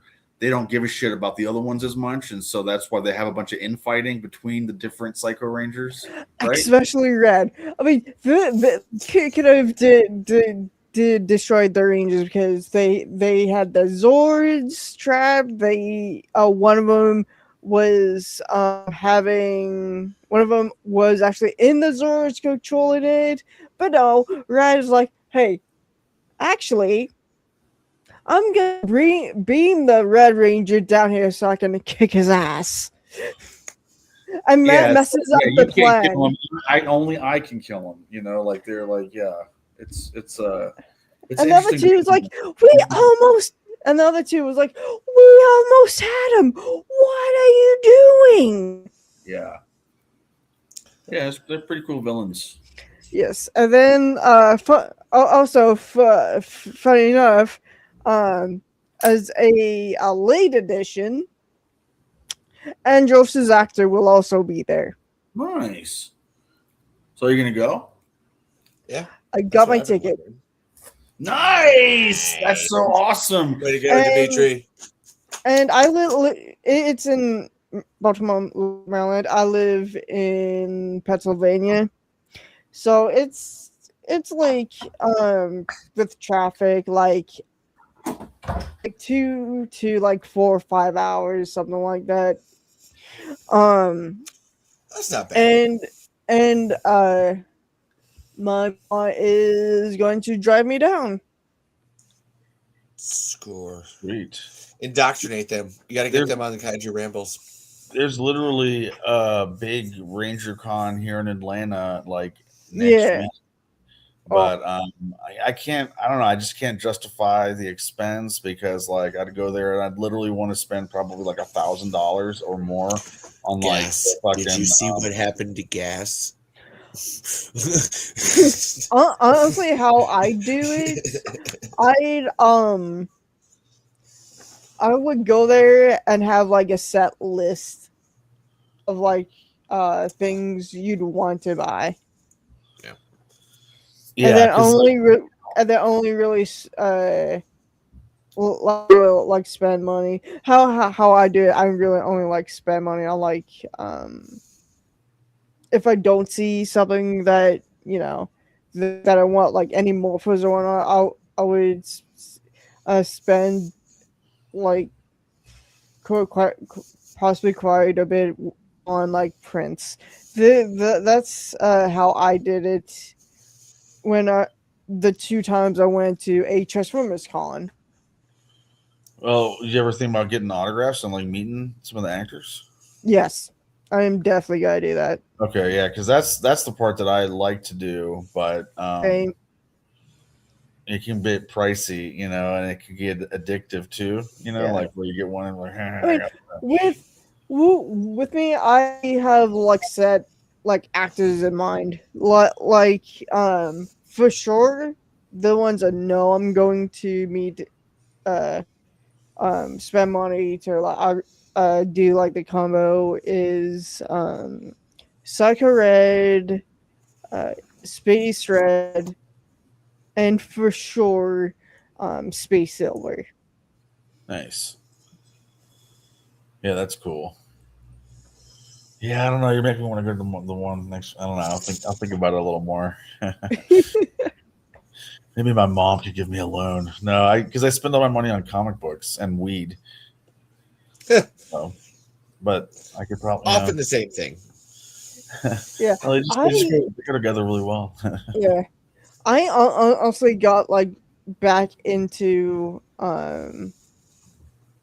like in space, like mostly like Andros, so then mostly the Psycho Rangers, Psycho Rat specifically, is because of Bloodline of the Grid, which they are still working on episode 3. They are series or something, or like a yes, okay. web series. Okay. Pretty much, it's it was originally thought of by Andros' actor. Oh, that's right. You mentioned that earlier, I think. Yeah.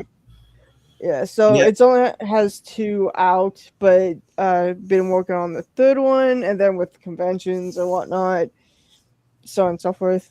Um, and it's like a passion project. Everything's like out of pocket, so I Yeah. don't So mind because I think the last one, the last let me find it. The second episode came out like the 3 years ago, and the first episode came out 5 years ago. And the director uh was on Angel Grove Radio, I think it was, podcast. I was talking about it, and pretty much it's just like a skeleton crew, like dedicated people that wants to do this passion project. That's good. that's cool. Right? I love seeing that. I shall send you episode 1, Ern. Totally. Yeah. Any of the web stuff that I might not have the wherewithal to think to go look for it, except for the fucking D&D or the role playing one. I want to watch the shit out of that one. Where- Hyperforce? yeah, the live play where they're. Yeah, I mean, I got. I can also send it to you. That's twice I've heard Wherewithal today. One Oh. was in Mockingjay, just as a point of fact, but continue. That's super weird. And they pointed it out because you don't often hear people say Wherewithal. So that's a really weird. Oh, I like to say I was an English Anyway, major. I like to think that I have a nice diction. It's a great word. It's a good fucking word, wherewithal, because it means what. And in the book, the word wherewithal can mean a lot. Like what does it actually like contain? It kind of means on the context. So sorry, continue. You had the wherewithal too. I don't know what I was saying, but I was going to segue it back to something that might have been on a different topic. That's fine. What was it? Which is that, I might crunch some numbers about going to this con in Atlanta next weekend, but one of the things that's a really detractor from it is that, so my favorite, and I don't know, I can't even explain why it's my favorite. I just love it so much, is Jungle Fury. Here come the Power Rangers, Jungle Fury.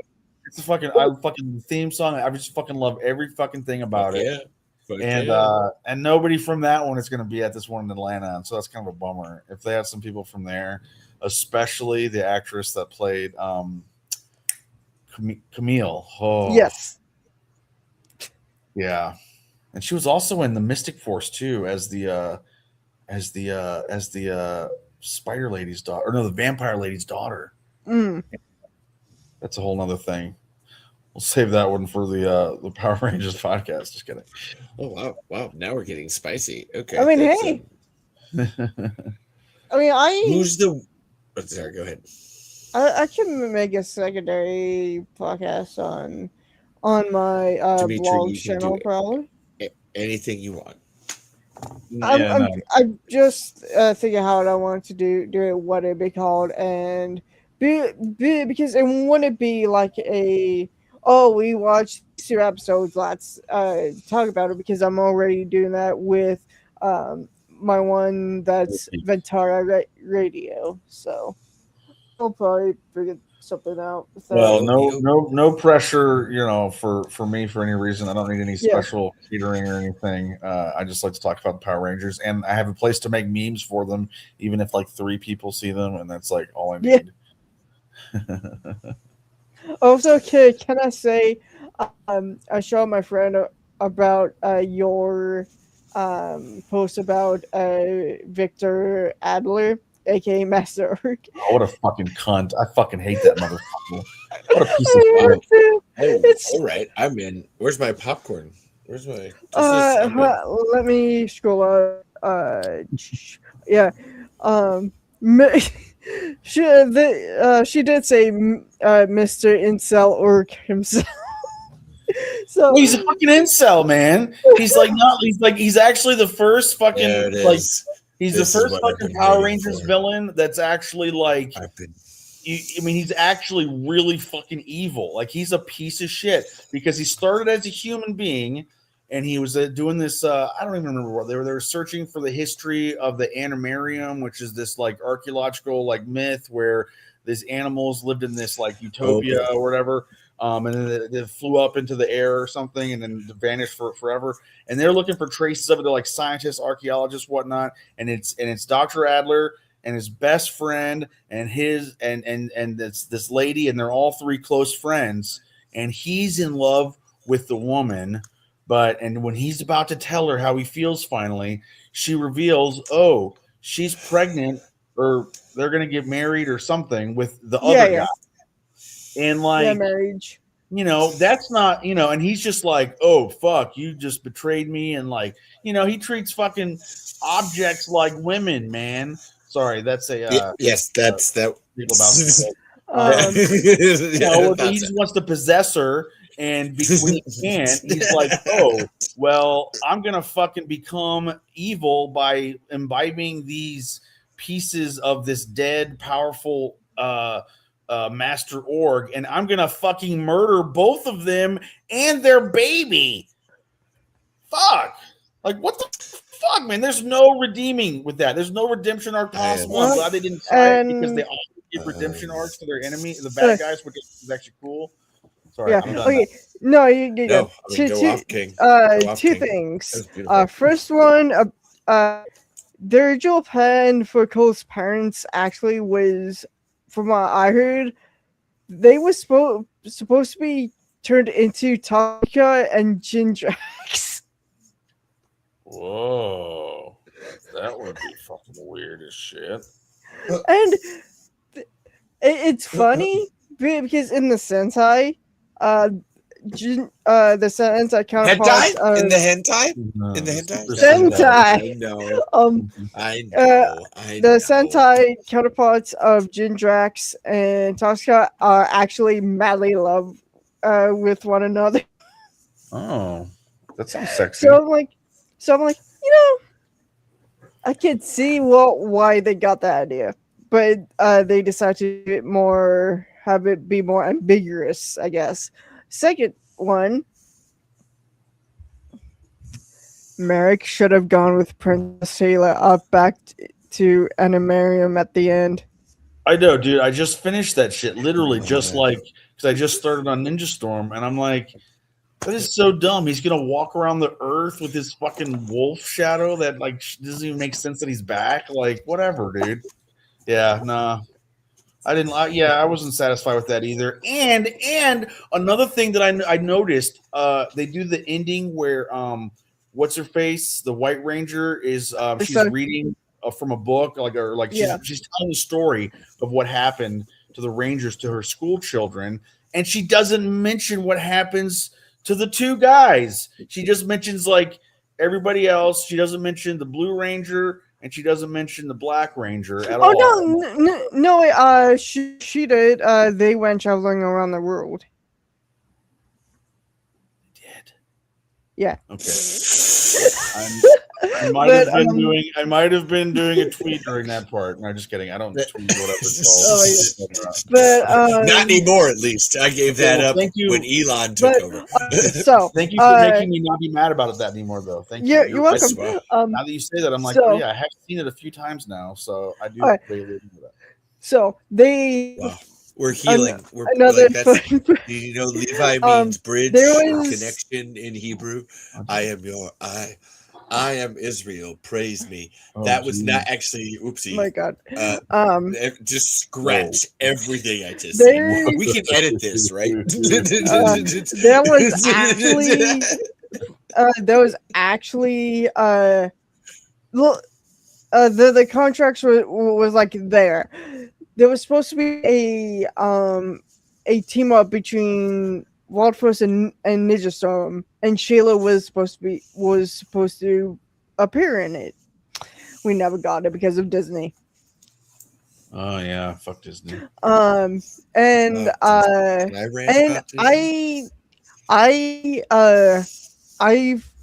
found like this interview thing with the cast minus Cole for obvious reasons, but Is he pretty dead?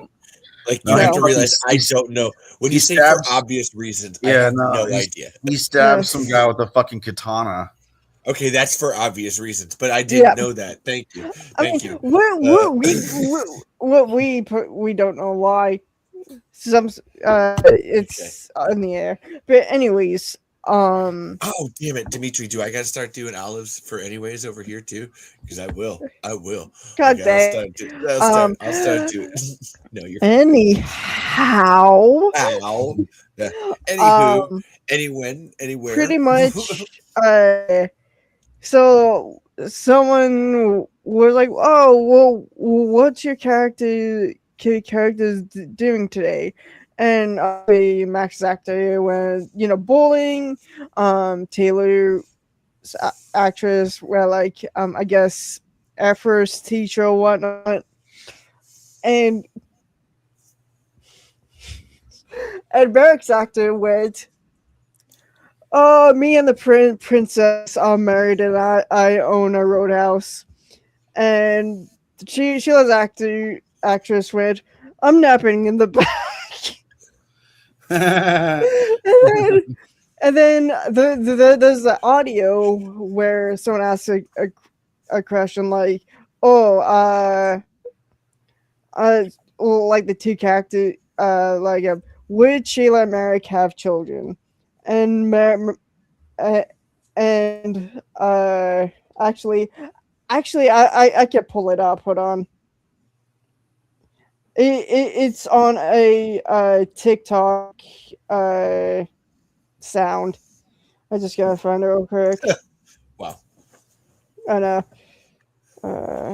Listen, if I just have to say too that like if this like if we create a fucking another Power Rangers podcast out of this because I let you guys talk about Power Rangers for 2 hours, am I God? Like then what am I? Is that what? Okay, is I that, think is that fine? What other shows actually at that point? Then it's like what else do we bring light to? What else? Who do we find, Dimitri? We will find the people and we will bring pop culture to them. Okay, I found it. We Okay, will rain fandom upon their doors. it's going to have music in it because of course it is. So hopefully you guys will hear the words. I forgot which. Yeah, it's this. Okay. Your characters are doing today. Princess and I are married. And I'm in the back room napping. Their kid, son or daughter. It's like twins. One boy, one girl. They were not happy of that ending either. So twins, one boy, one girl. Like, okay, you put thought into that. How? But They're thinking honestly, about making babies, making future Power Rangers, the next generation.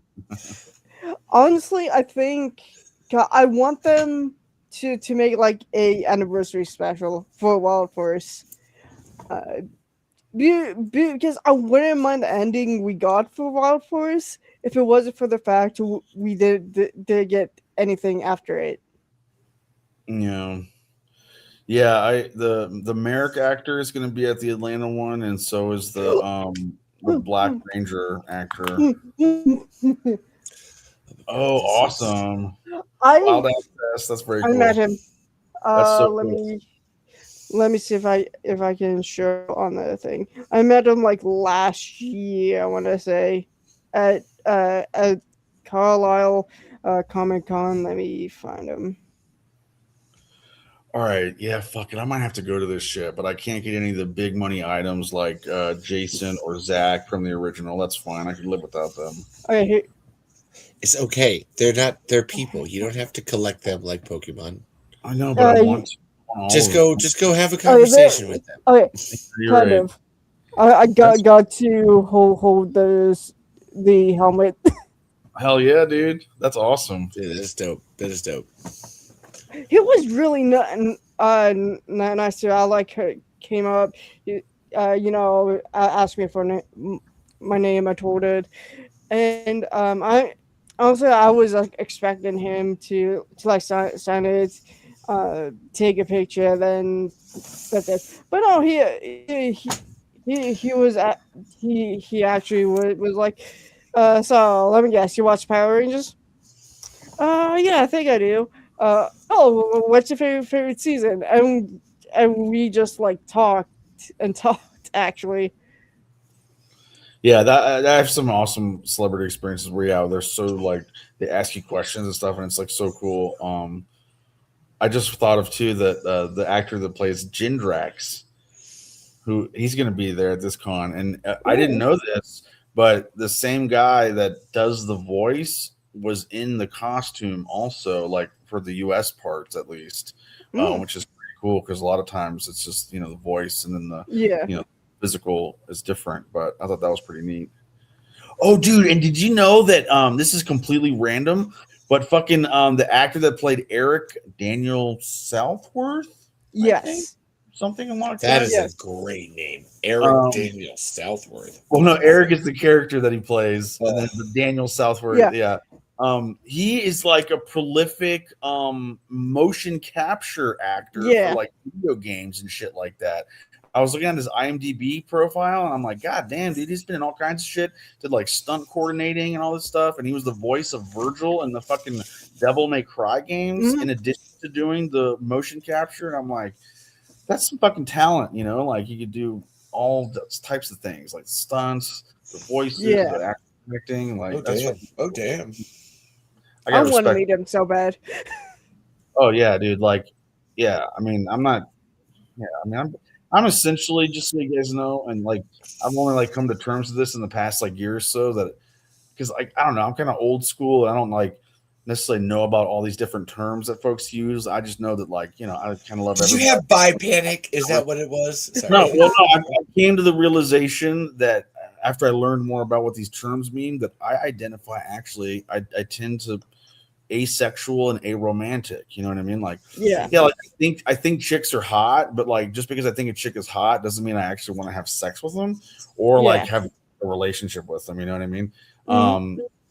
But yeah. So having said that though, typically it's like I'm attracted to girls.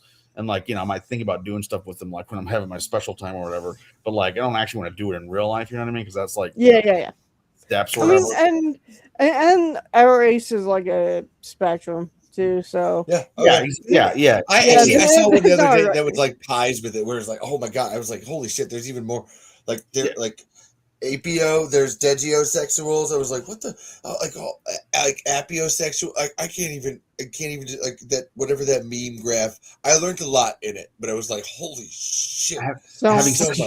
Having said all that, Daniel Southworth was one of those people that I might be open to be penetrated by him. I'm just saying. By panic. Because I have a gay roommate in college, and he would always tell me how awesome the G-spot stimulation is, up in there for dudes. And I'm like, do it. I mean, it sounds intriguing, but my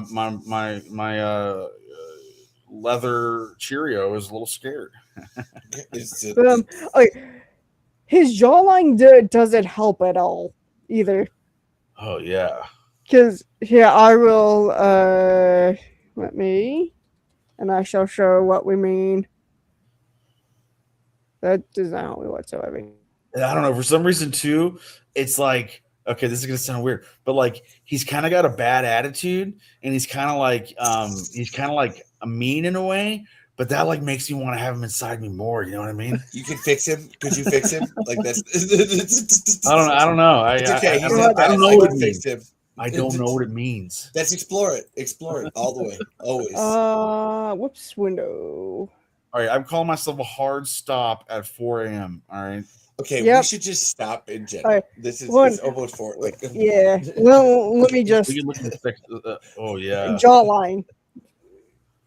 Look at that. Oh, that's not fair. I know, right? Let me. Fair. Come on. I mean, come on. What is this? What is this? That jaw. That's like Bruce Campbell jawline. Yeah. Wrong eyes, but that's the jaw. It's the jawline, I swear. That's not fair. That's not fair. Oh, no, that's a And good. chisel anything with that jawline. Yeah, it's a good imagery to wrap up with, right? Yeah, it's true. Now we all know it. Okay, now we all know what we're going to bed with, like in whatever bed you choose to. I think you like a That's full body pillow of Just yeah. Hi, Eric Daniel Southworth. How are you tonight? Oh man. Wow, this has been a fascinating look into, like, again, I think you two should start a Power Ranger podcast and fucking go for it. I'm into that. Like, let's do it. Let's do it. If you I want don't to, Dimitri, I'll support you, but don't do anything on my account. I'm just some random guy that's just trying to get by day in and day out. Honestly, it would either be something like this or be it because it'd be easier. But at the same time, it is Power Rangers, so would get some probably like below 18 people in that chat. So it's like, I could. Well, we can clean up and be respectable people. Yeah, I could. Yeah, no. No and studio references. And I have a feeling. I mean, of course, I could just do like what I do with the K Force podcast. I just put 18 somewhere, 18 plus somewhere. But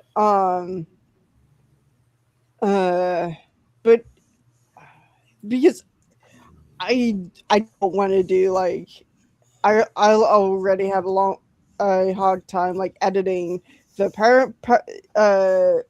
Ventara Radio and then K-Force whenever that pops up again. So I think Dimitri, it would just be like don't just shush.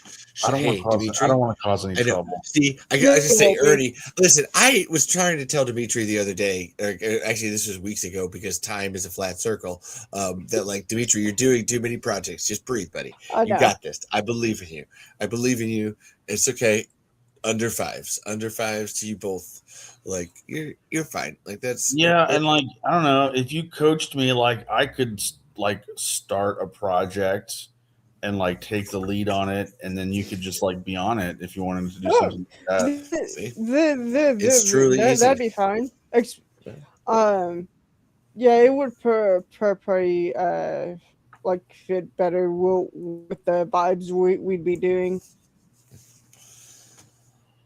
It's super easy. StreamYard's super easy as a thing to set up, and boom, boom, and away you go. It's done. Yeah, and again, don't overstretch yourself. That's the other thing.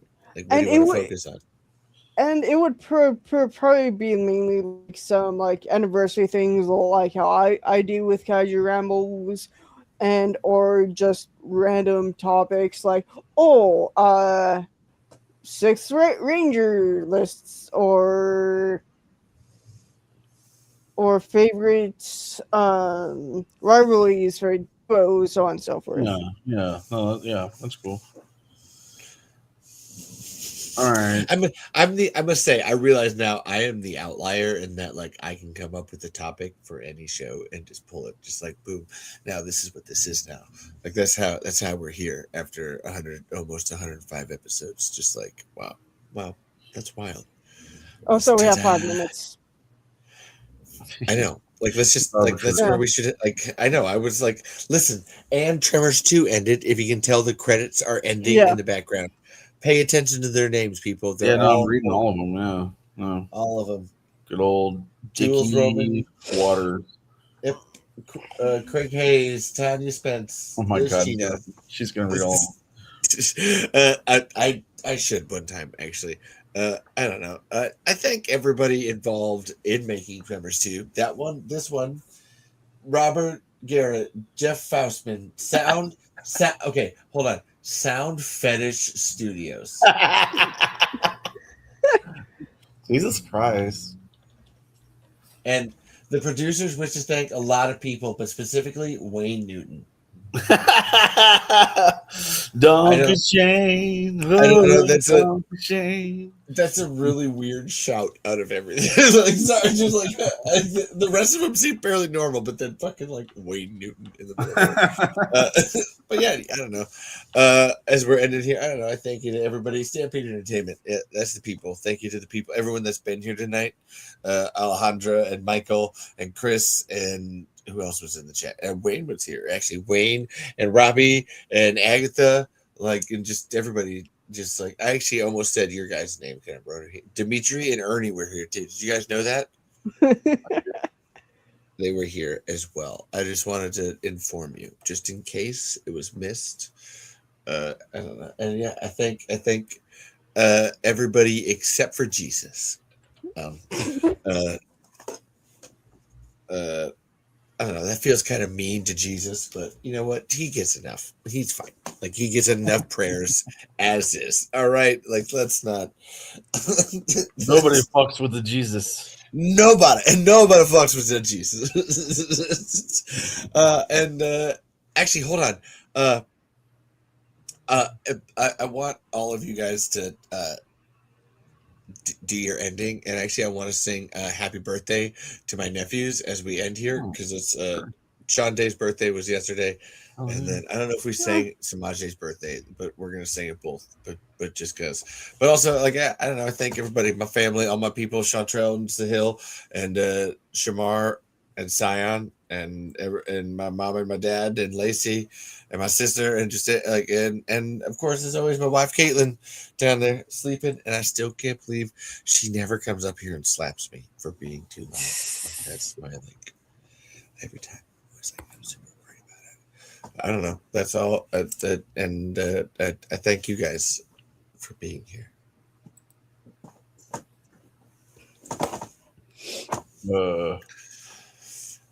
Okay. You're welcome. You can do what you want. I don't know. That's what I don't know. Listen, I was trying to Dimitri did the 5 minutes thing, and I panicked, and I just started talking. Okay, like that's. Am I supposed to thank somebody? No, you can. No. I will thank. No. I'm going to thank the Greek god Hephaestus, through which all things are possible, particularly anything involving blacksmiths and metallurgy. So thanks, Festus. This one's for you. Yeah. God, I used to have that. That's cool. That is fucking cool. It's right at hand. Like this is how much I love this book. It's a fucking good one. Yeah. It's right down here. Festus is my go-to deity. So thanks, homeboy. Underrated dude too. Just like chilling in the mountain, just making shit, and his wife's just sleeping around all the time. Fucking. That's beautiful. No, but you can like thank people and find like that's where like I should have said that too. But like I assume everybody, if you're watching this show right now, you've already done the things. I don't really care. Fucking don't follow me or not. But that's where Ernie, if you can tell, like that's where like people are like you should say that. I'm like I don't. Okay, yeah. Oh no, like oh shit. Continue. Sorry, go ahead. Follow the dank memeage in the Tremors saga and in the Power Rangers Command Center of Power. Meme Command Center. Isn't it the Meme Command Center or Power Rangers Meme? The fucking name. Okay, it is Command Center of Power Rangers memes and more. I'll have it written down next time because that's all I really want to plug is the place that I write memes because I just like to make people laugh at the stupid things that I like to laugh at. That's all. Go team. All right. You guys know where to find me. Godzilla Karu. Kaiju Ramble episode is real monsters of myth like dragons, kraken, so on and so forth. And that will be hopefully if I depending if I have time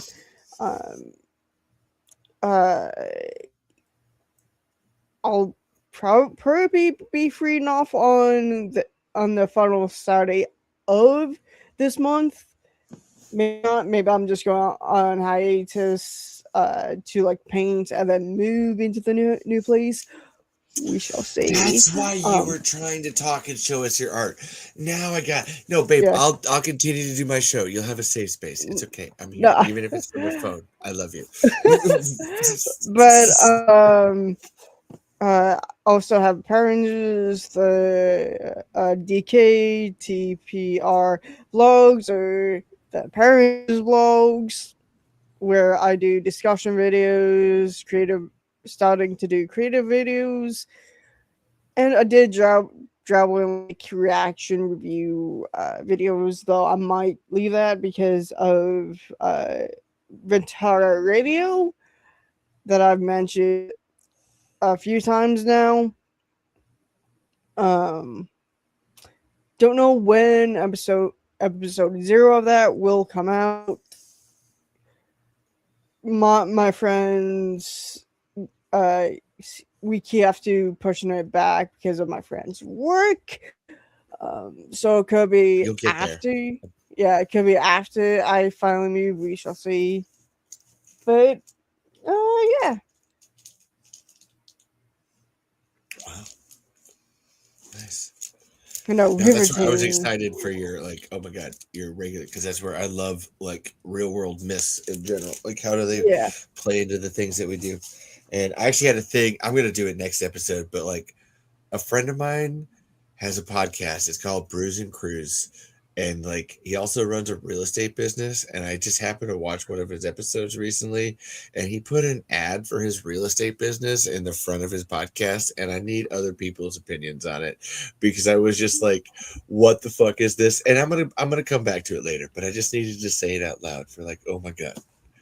Like what is that? But otherwise, like this has been fun. I love you guys. This has been awesome.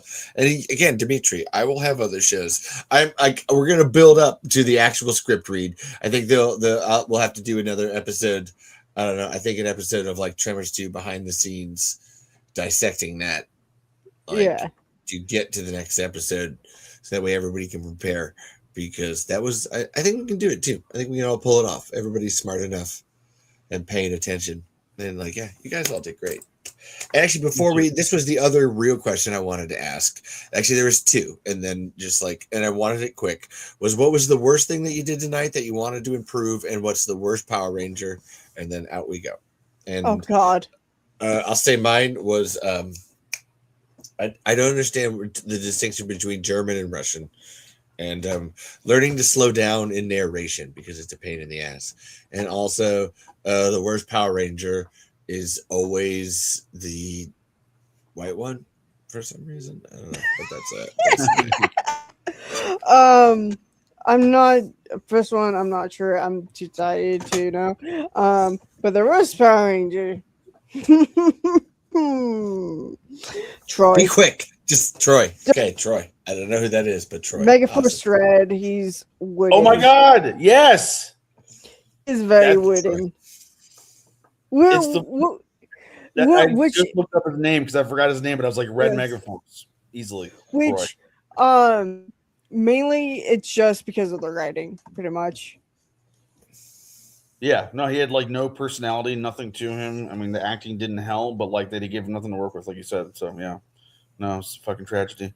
My least favorite thing that I did tonight was I was trying to do an Igor voice, like, you know, Frankenstein's assistant, but it kind of to me at least kept sounding like fucking Speedy Gonzalez.